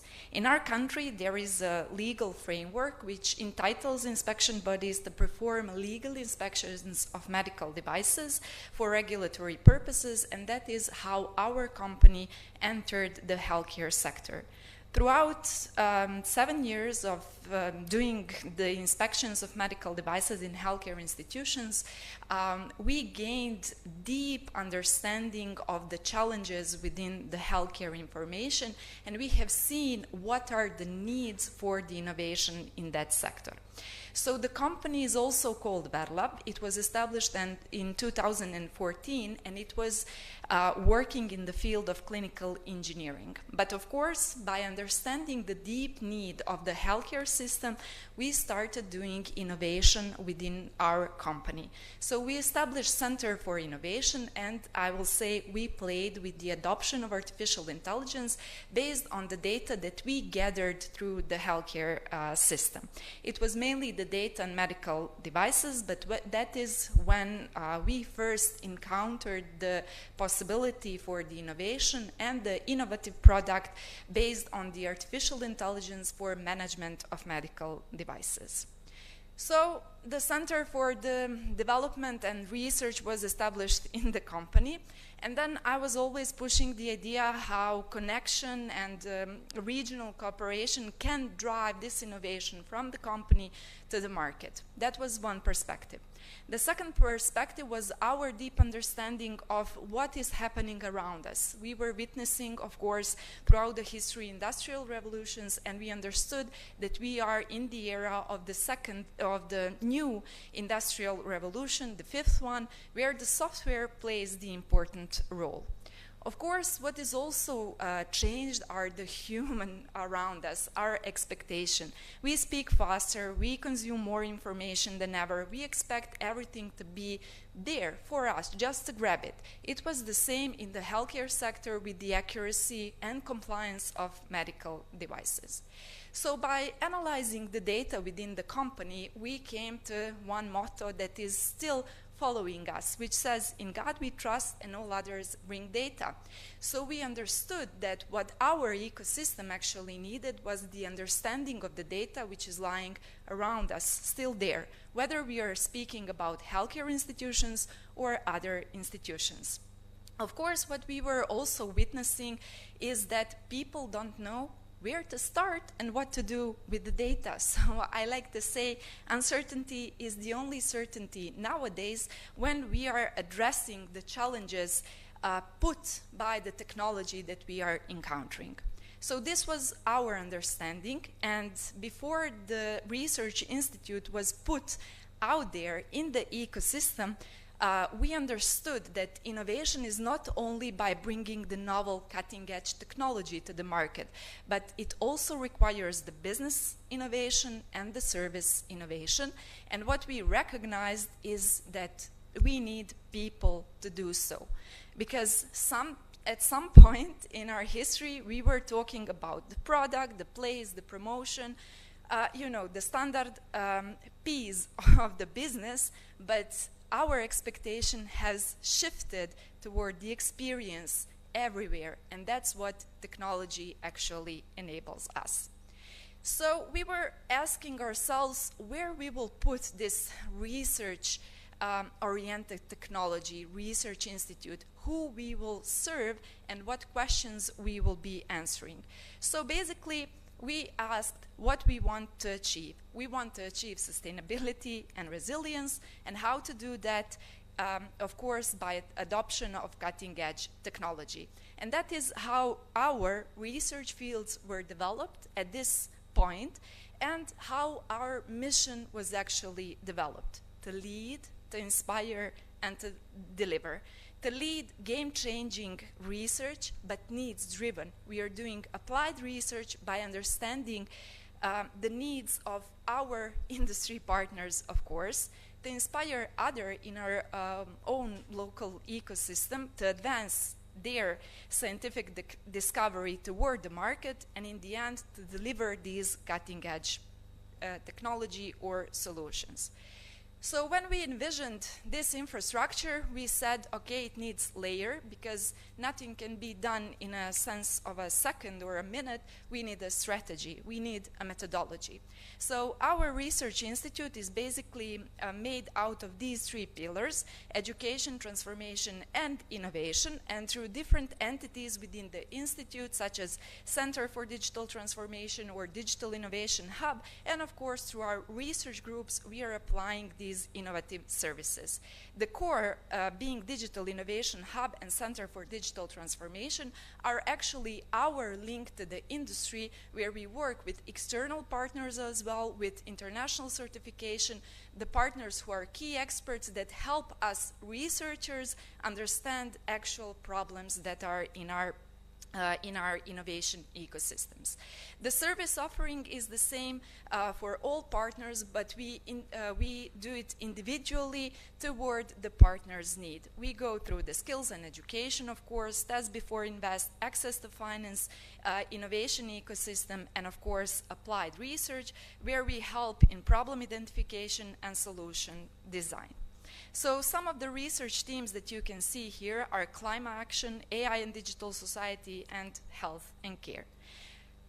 What is unique with us? It's our approach toward the stakeholders. We mainly work with the industry, being represented by the SME, but we are also doing some initiatives with the civil society. Of course, we take higher education institutions and research institutes from the region and from the Europe as our partners in tackling the challenges that we have in our local ecosystem. Public sector is not our first stakeholder to address, but indirectly through addressing the civil society needs and SMEs, we are influencing and addressing some of the problems within the public sector. In this field, we have developed the methodology which we are applying to working with the industry, as I previously mentioned, involving our external experts. I made a list of few initiatives that we are currently running since 3 years ago, and starting with the education, we started by talking how critical thinking in science is actually important to produce what we are calling researchpreneur, someone who is able to understand and see the problem with the industry and tackle it from the scientific perspective. Of course, you saw our motivation in data, so some of other project is concerning data literacy, and the third one is actually addressing the skills of workforce in our local ecosystem, which we mapped as urgent, of course, understanding the challenges that we have during the COVID. I here just put some of the success stories that we have in the last year. We worked with the 10 companies and we were able to support them in their digital transformation journey by implementing this unique methodology, and all out of these 10 companies implemented one solution in their production or administrative processes, but they are still working with us in the field of access to finance, but it is access to European funds. Of course, Institute is involved in Digital Innovation Hub initiative. We are part of the local Digital Innovation Hub, It's for Health, and we are currently developing the new proposal for the European Digital Innovation Hub from Bosnia and Herzegovina.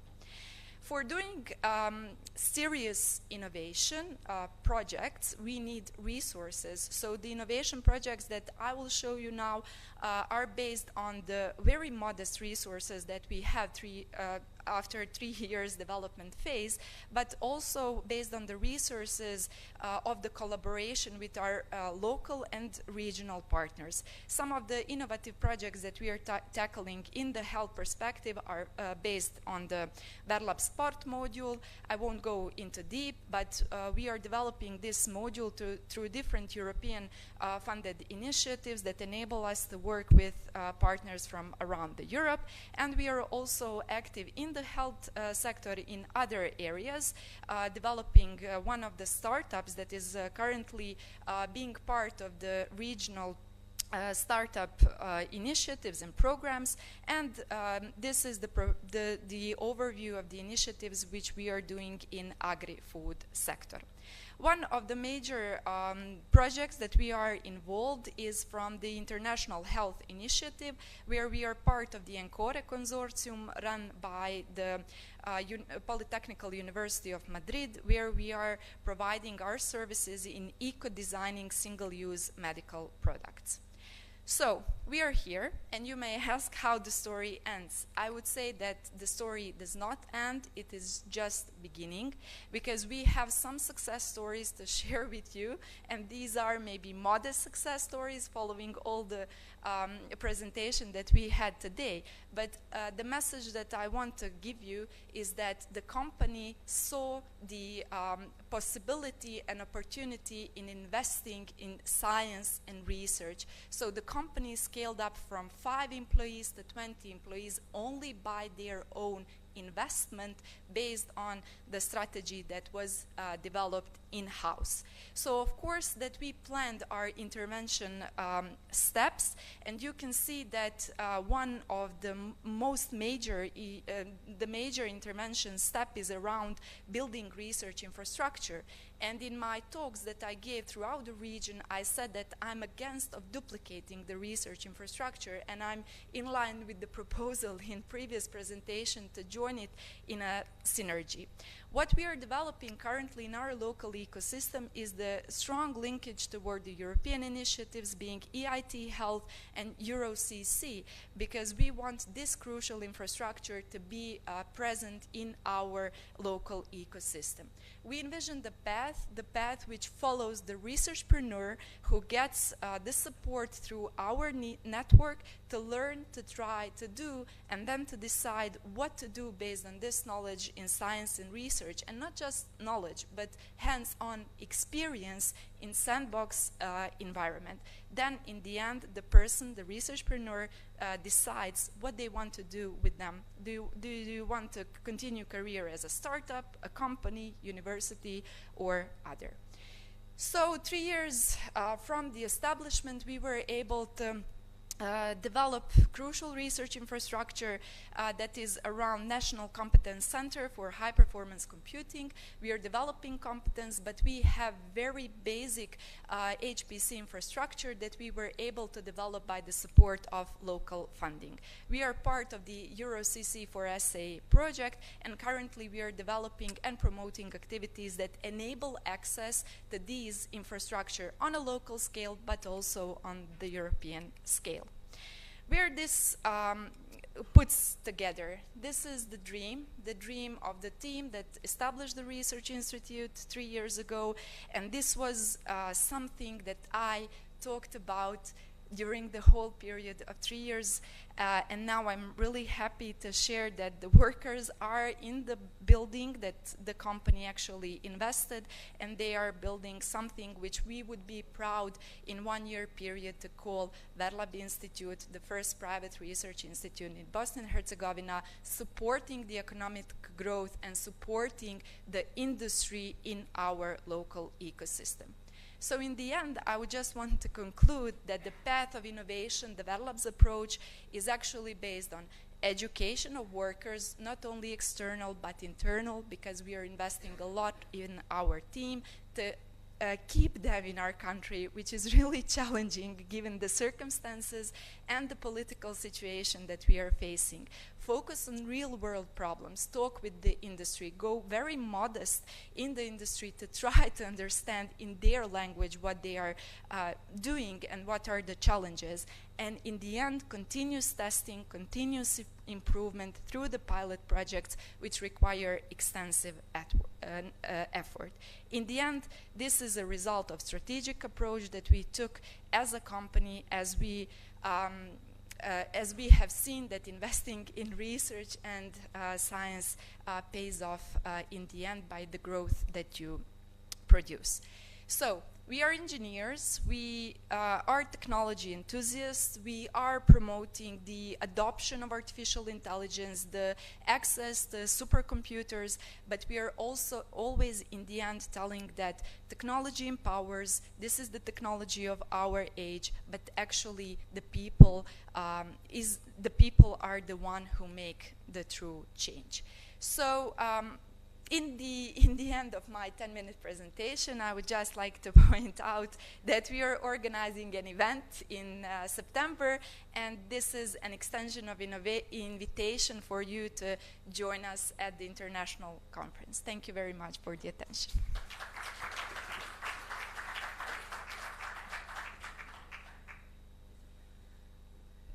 Leila, thank you very much. Amazing storytelling and great takeaways. Now we move to Albania, and the next speaker comes from, he's the director of Nano Balkan. He will share the pioneering, the next frontier in nanotechnology innovation. Arben Mekoci, you're welcome to the stage. Thank you very much for the introduction, and thank you very much for the invitation. It's really a pleasure for me to be here and show you something else.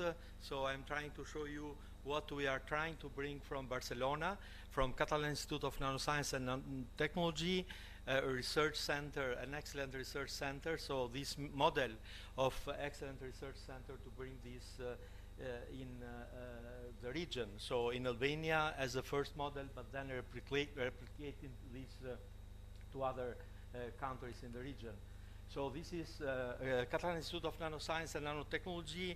So this is one of the most important research centers in the area of nanotechnology in the world, I would say. And as you can see here, it is funded by different entities from Spain, from region, and of course funded from EU.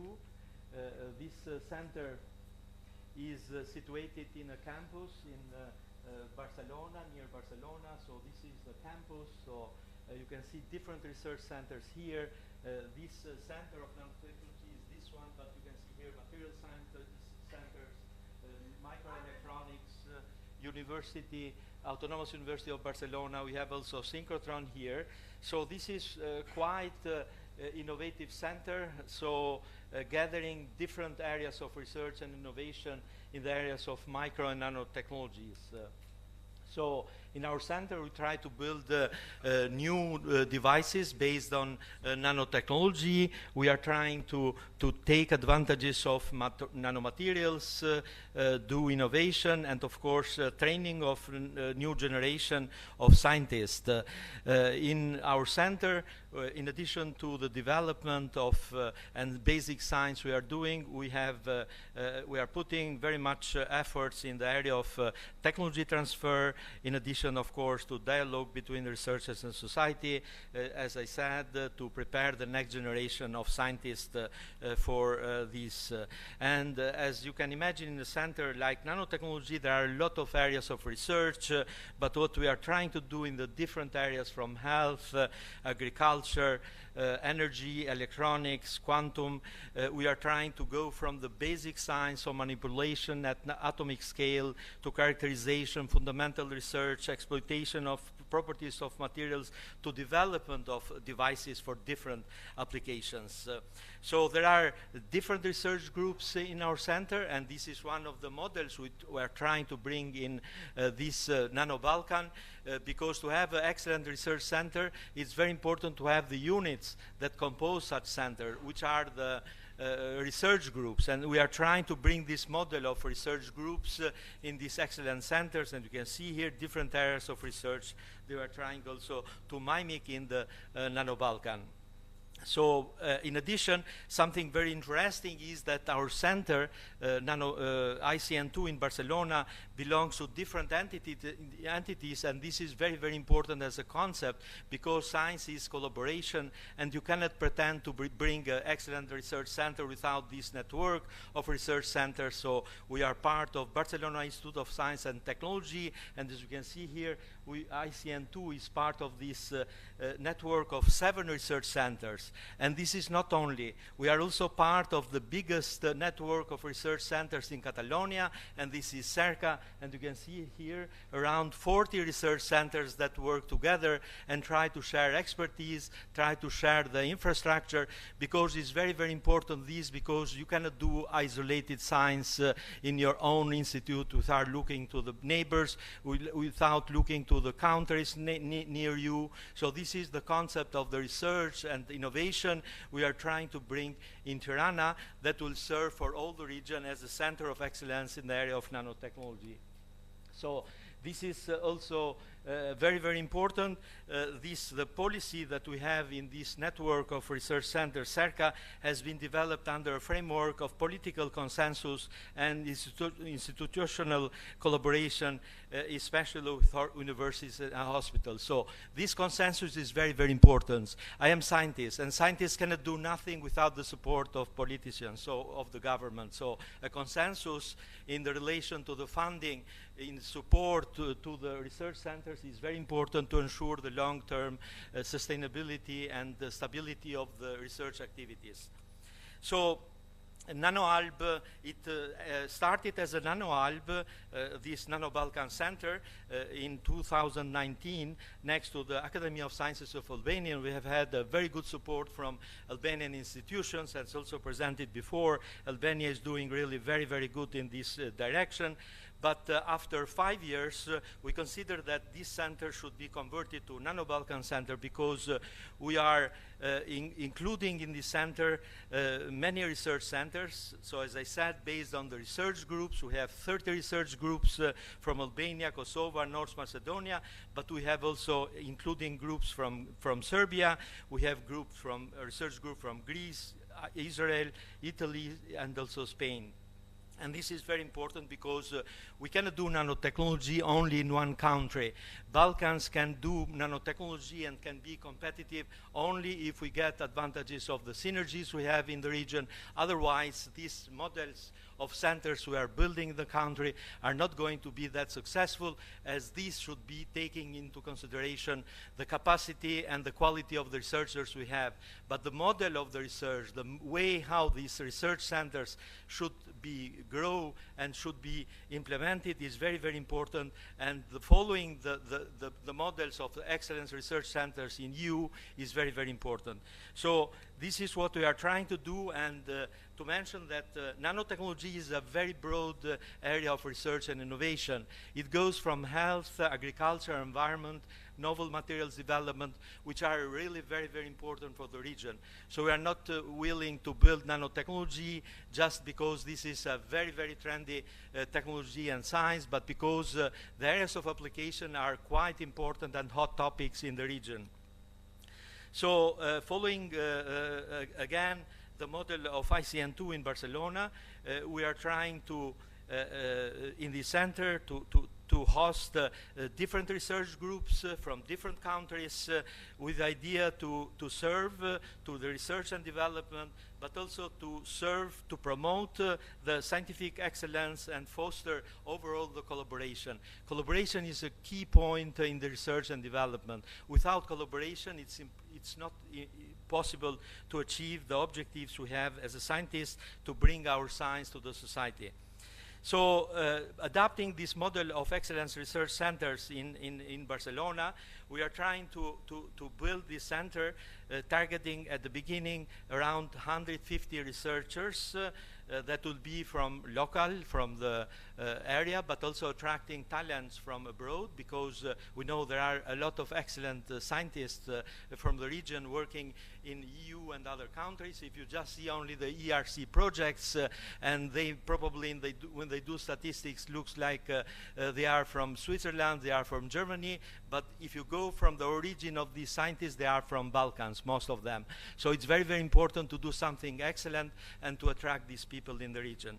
So this institute is going to implement also best practices in terms of training, career development, management, and of course international collaboration. More important features of this center will be the fact that we are building a clear strategic plan with clear objectives in a 3-year research duration, but also what is important, we are trying to commit in terms of the support given from our institutions. So we are running, for example, some small project, we call this Ignite project, that support the collaboration between the research groups from Nano-Balkan with a third research partner from abroad. And this is something that is giving really some interesting results. We already have a building, so the Albanian government has already assigned a building for this center, but it is located in Tirana University, but still we need funding. I'm going fast now because there are several research groups. You may see this in the website, going from biochemistry, nanomaterial characterization, sensors, nanoengineering, nanophysics. So these groups are from different countries in the Balkan. Pharmaceutical, we have also environmental related applications, nanomaterials and nanotechnologies, digital health with artificial intelligence, and different application in health sector. So to conclude, I wish that I convince you that building an excellent research center in the Balkan is very, very important. This may start, and the idea is to start to be in Tirana, but the idea is to replicate this model in different other countries. Let's say Nano-Balkan in Tirana, Nano-Balkan in Serbia, Nano-Balkan in Montenegro, and so on. Of course, with the importance of talent attraction, impact in science and education, industrial impact, because it is the only way to attract the high-tech investment in the country. But of course, the most important, the funding is still missing. So I wish that with the cooperation of different countries, with the support from EU, this center is going to be a reality. For the moment, it is a virtual research center, but hopefully it is going to be a physical center in the future. Thank you very much.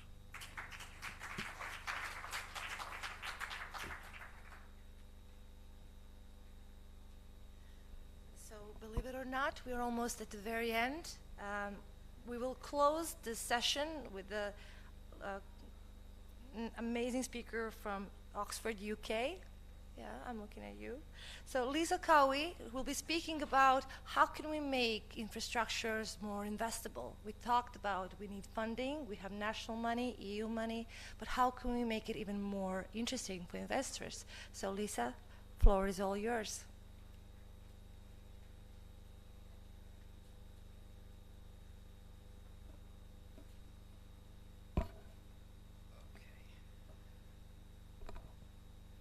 Clearly a bit shorter than the last speaker. Thank you for the invitation to come. Thank you for everybody who's still here. A little bit about why I'm here. I've worked on largely EU-funded projects in the region now going back 15 years.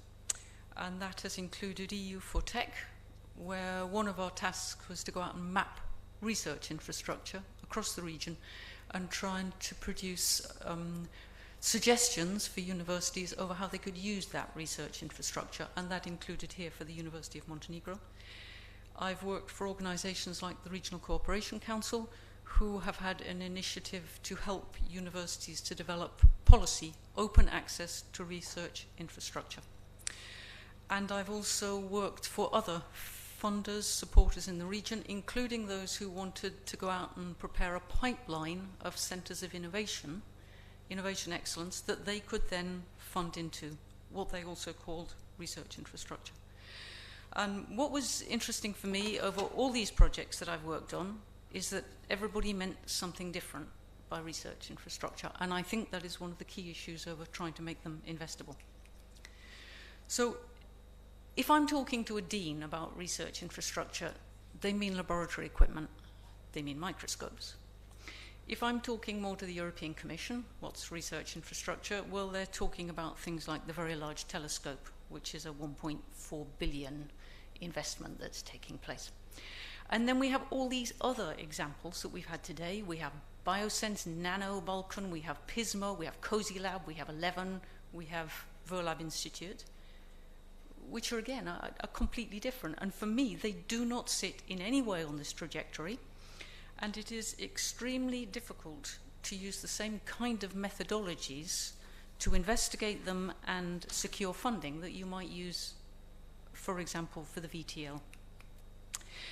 We know what the benefits are of very large research infrastructures.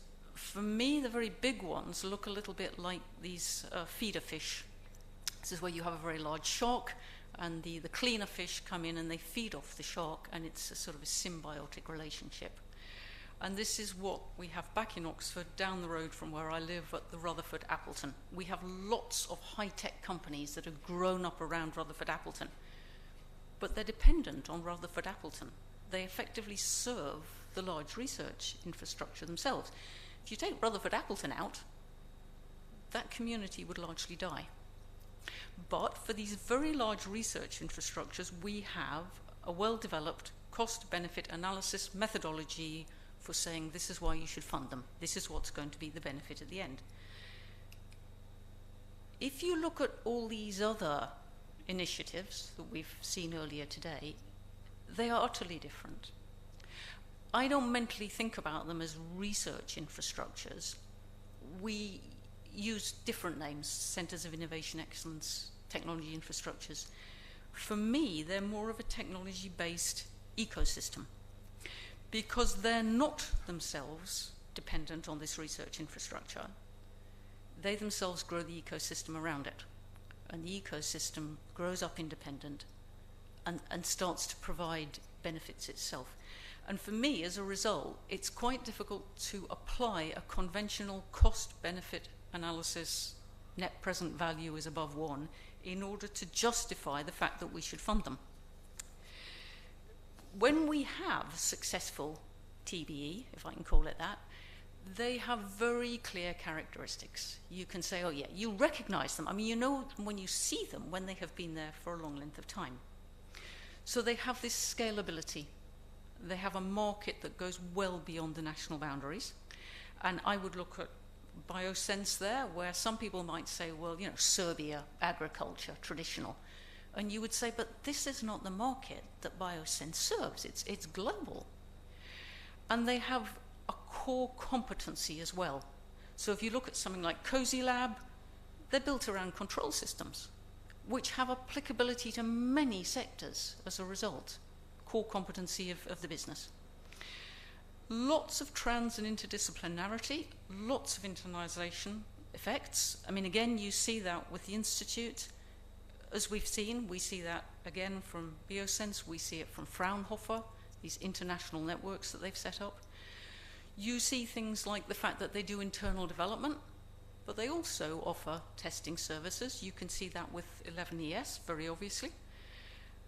They offer second-level investment opportunities. And if you look at something like Pismo, absolutely, definitely down the line, there are investment opportunities in those startups for the risk investors. So you get this growth of secondary industry, and you have a knock-on effect on the local ecosystem. It starts to take off by itself. But this creates problems for the funders. There are funders who understand investing into equipment when the equipment is fully mature and it's going to make the company more competitive and innovative. And they like that. They like investing in equipment and modernization and making people go international because they can manage the risk.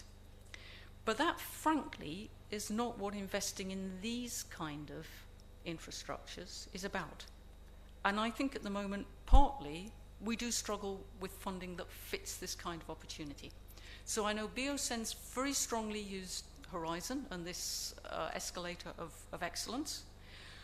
We've seen things like national strategic investment into the digital innovation hubs. You can see that happening in North Macedonia at the moment, where they have ring-fenced money for their DIHs. We see the European Regional Development Fund making investments. I mean, we've seen that, I think, in Pismo. But it always feels to me as if the opportunities are trying to make themselves fit the funding rather than there being funding out there that fully embraces the opportunity. That we don't have yet. And part of the difficulty in demonstrating that you have these cost-benefit analysis advantages is the investment for the sort of infrastructure we're talking about happens right back at the beginning, and the return on investment is happening much later, further down the line. So if we just think about somebody like Pismo, I know there has been a very major benefit for things like carbon footprint, for the employment, bringing people in, getting people to come in country, and I know now we have investment opportunities. It looks as if, in fact, we have perhaps one of the first unicorns that's emerging here. So when I first started to think about this talk a while back, I thought, well, you know, what do you have to do if you're coming out as an early stage opportunity and you're trying to convince people to invest in you? And yeah, sure, there are things that you can tweak. There are all the things that we try and get people to look at when they're doing this. And I think more recently we've said they should be looking more at socioeconomic factors. They need to be able to understand how to do carbon footprint. It helps if they understand the cost-benefit analysis methodology, or if they can hire somebody who understands it and can come in and say, no, look, it's gone positive, you're above 1. People will now feel confident to invest in you. But I don't think this is the issue. For me, the biggest problem here is that the people who invest into these kind of opportunities don't understand the opportunities. So you have people who are used to investing in quite small projects where they can see the results quite quickly. You know, you have the publications, you have the patents, you have a number of spin-outs. And you have people at the other end of the scale who are used to putting really big investment in where they can use cost-benefit analysis, you can use net present value. And in between, we have a problem. We don't have funding for the sort of opportunities that we would like to be developing here. And people who are looking after public funding, they are conservative, they have to be. I mean, they have to be making best use of the money. And the people who probably understand opportunities are not really involved. So what I would really argue for at the moment is a change in the model of funding, where we need to try and bring the groups together who understand risk investment, because it's going to be risky and some of them will fail, people who see an opportunity emerging, like the incubator that we've seen in Bosnia for gaming, because I don't think if you had put that through cost-benefit analysis or you'd said this was research infrastructure, the funding would have followed. So you need to bring those two groups together, which is a major challenge. And the closest I have probably seen anything like this happening is when the European Commission works with somebody like the World Bank, where you've got strong funding coming out of the European Union and the European Commission, but you also have another organisation that is willing to move fast, move flexibly, not have to have a complete project proposal 3 years in advance, but to be able to say, you need an expert now, you need a change now, I don't think you'll prove actually, you just don't object to people making a change. And I think this works really powerfully. And probably the strongest example that I've seen at the moment is SAGE, the SAGE project, which is going on in Serbia, where there has been a fantastic relationship between the World Bank and the money coming through in terms of this flexible response. But this now needs to be extended. I think we need to get many more people who understand risk opportunity. We need to be bringing in more the risk investors. We need to bring in people who understand entrepreneurship, and somehow we need to bring these groups together. And if you ask me how do you do that, the answer is, I don't know. It's not my problem. But I'm hoping that the session that follows actually gives people an opportunity to say this is how we bring together these very different bodies into one room and get some funding. Thank you.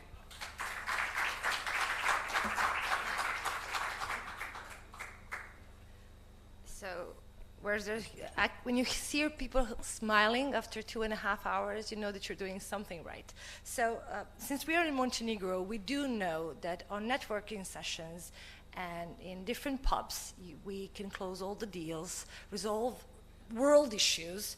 So we have a little bit of a change on the agenda. So we will not have an open discussion now. We will have it during our networking session.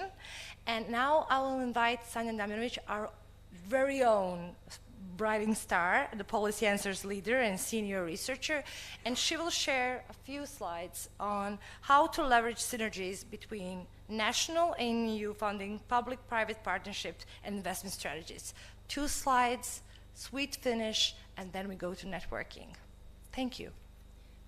Thank you, Sascha, very much. Actually, that was my question for the audience, so I will change a little bit the topic. So actually, I was supposed to moderate open session, but as Sascha said, networking part is very important, and since our speaker need to leave in 25 minutes, we will move our open discussion at the networking cocktail.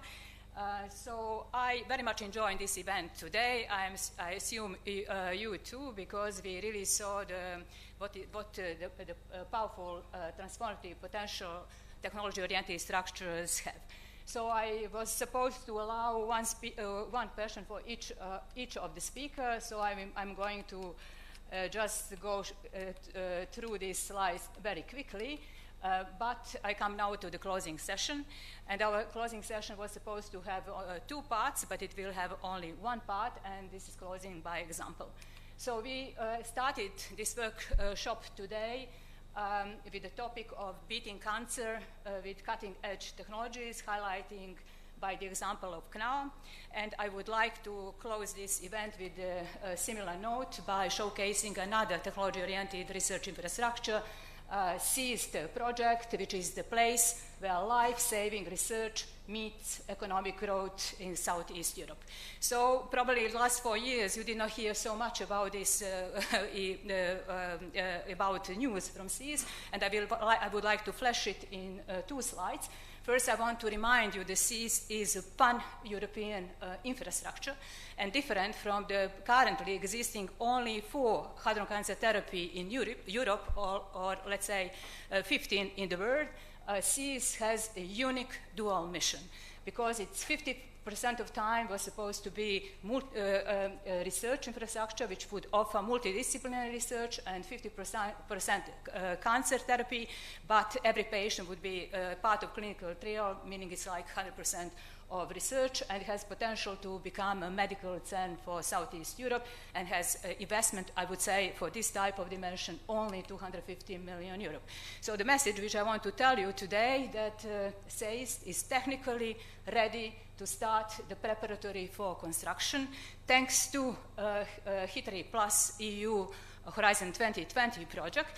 Sandro did not mention today, he is a coordinator, but HITRI Plus is actually gifting SEAST the second development phase, design phase, how by developing opportunity for next generation ion facility for cancer therapy. Actually, they are now developing 4 options for next generation ion facility for cancer therapy, and the first one can get ready for the next infrastructure, and hopefully that can be seized. And how they manage that? Through a powerful international collaboration. 18 European research centers, clinics, companies are working together. So I just want also to mention that SEIST has potential to become a flagship project for EU enlargement. And my last words, it's essential to embrace this opportunity. But what I want to enhance strongly, it's essential to keep momentum of this strong European consortium, perhaps through mega HITRI project, through FP10 competitive fund, because I want to strongly emphasize that this is a strategic chance to strengthen the European health tech industry.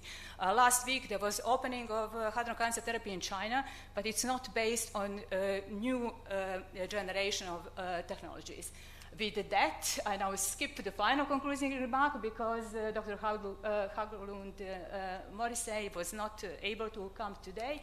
And with that, I would like to thank you all for attending this workshop. Thanks to all our wonderful speakers. Also, thanks to technical team. And now we invite you for the networking cocktail short, but please, I'm sure that some of you prepared the questions for our speaker. Please use this now short 25 minutes to approach them. Thank you very much once again.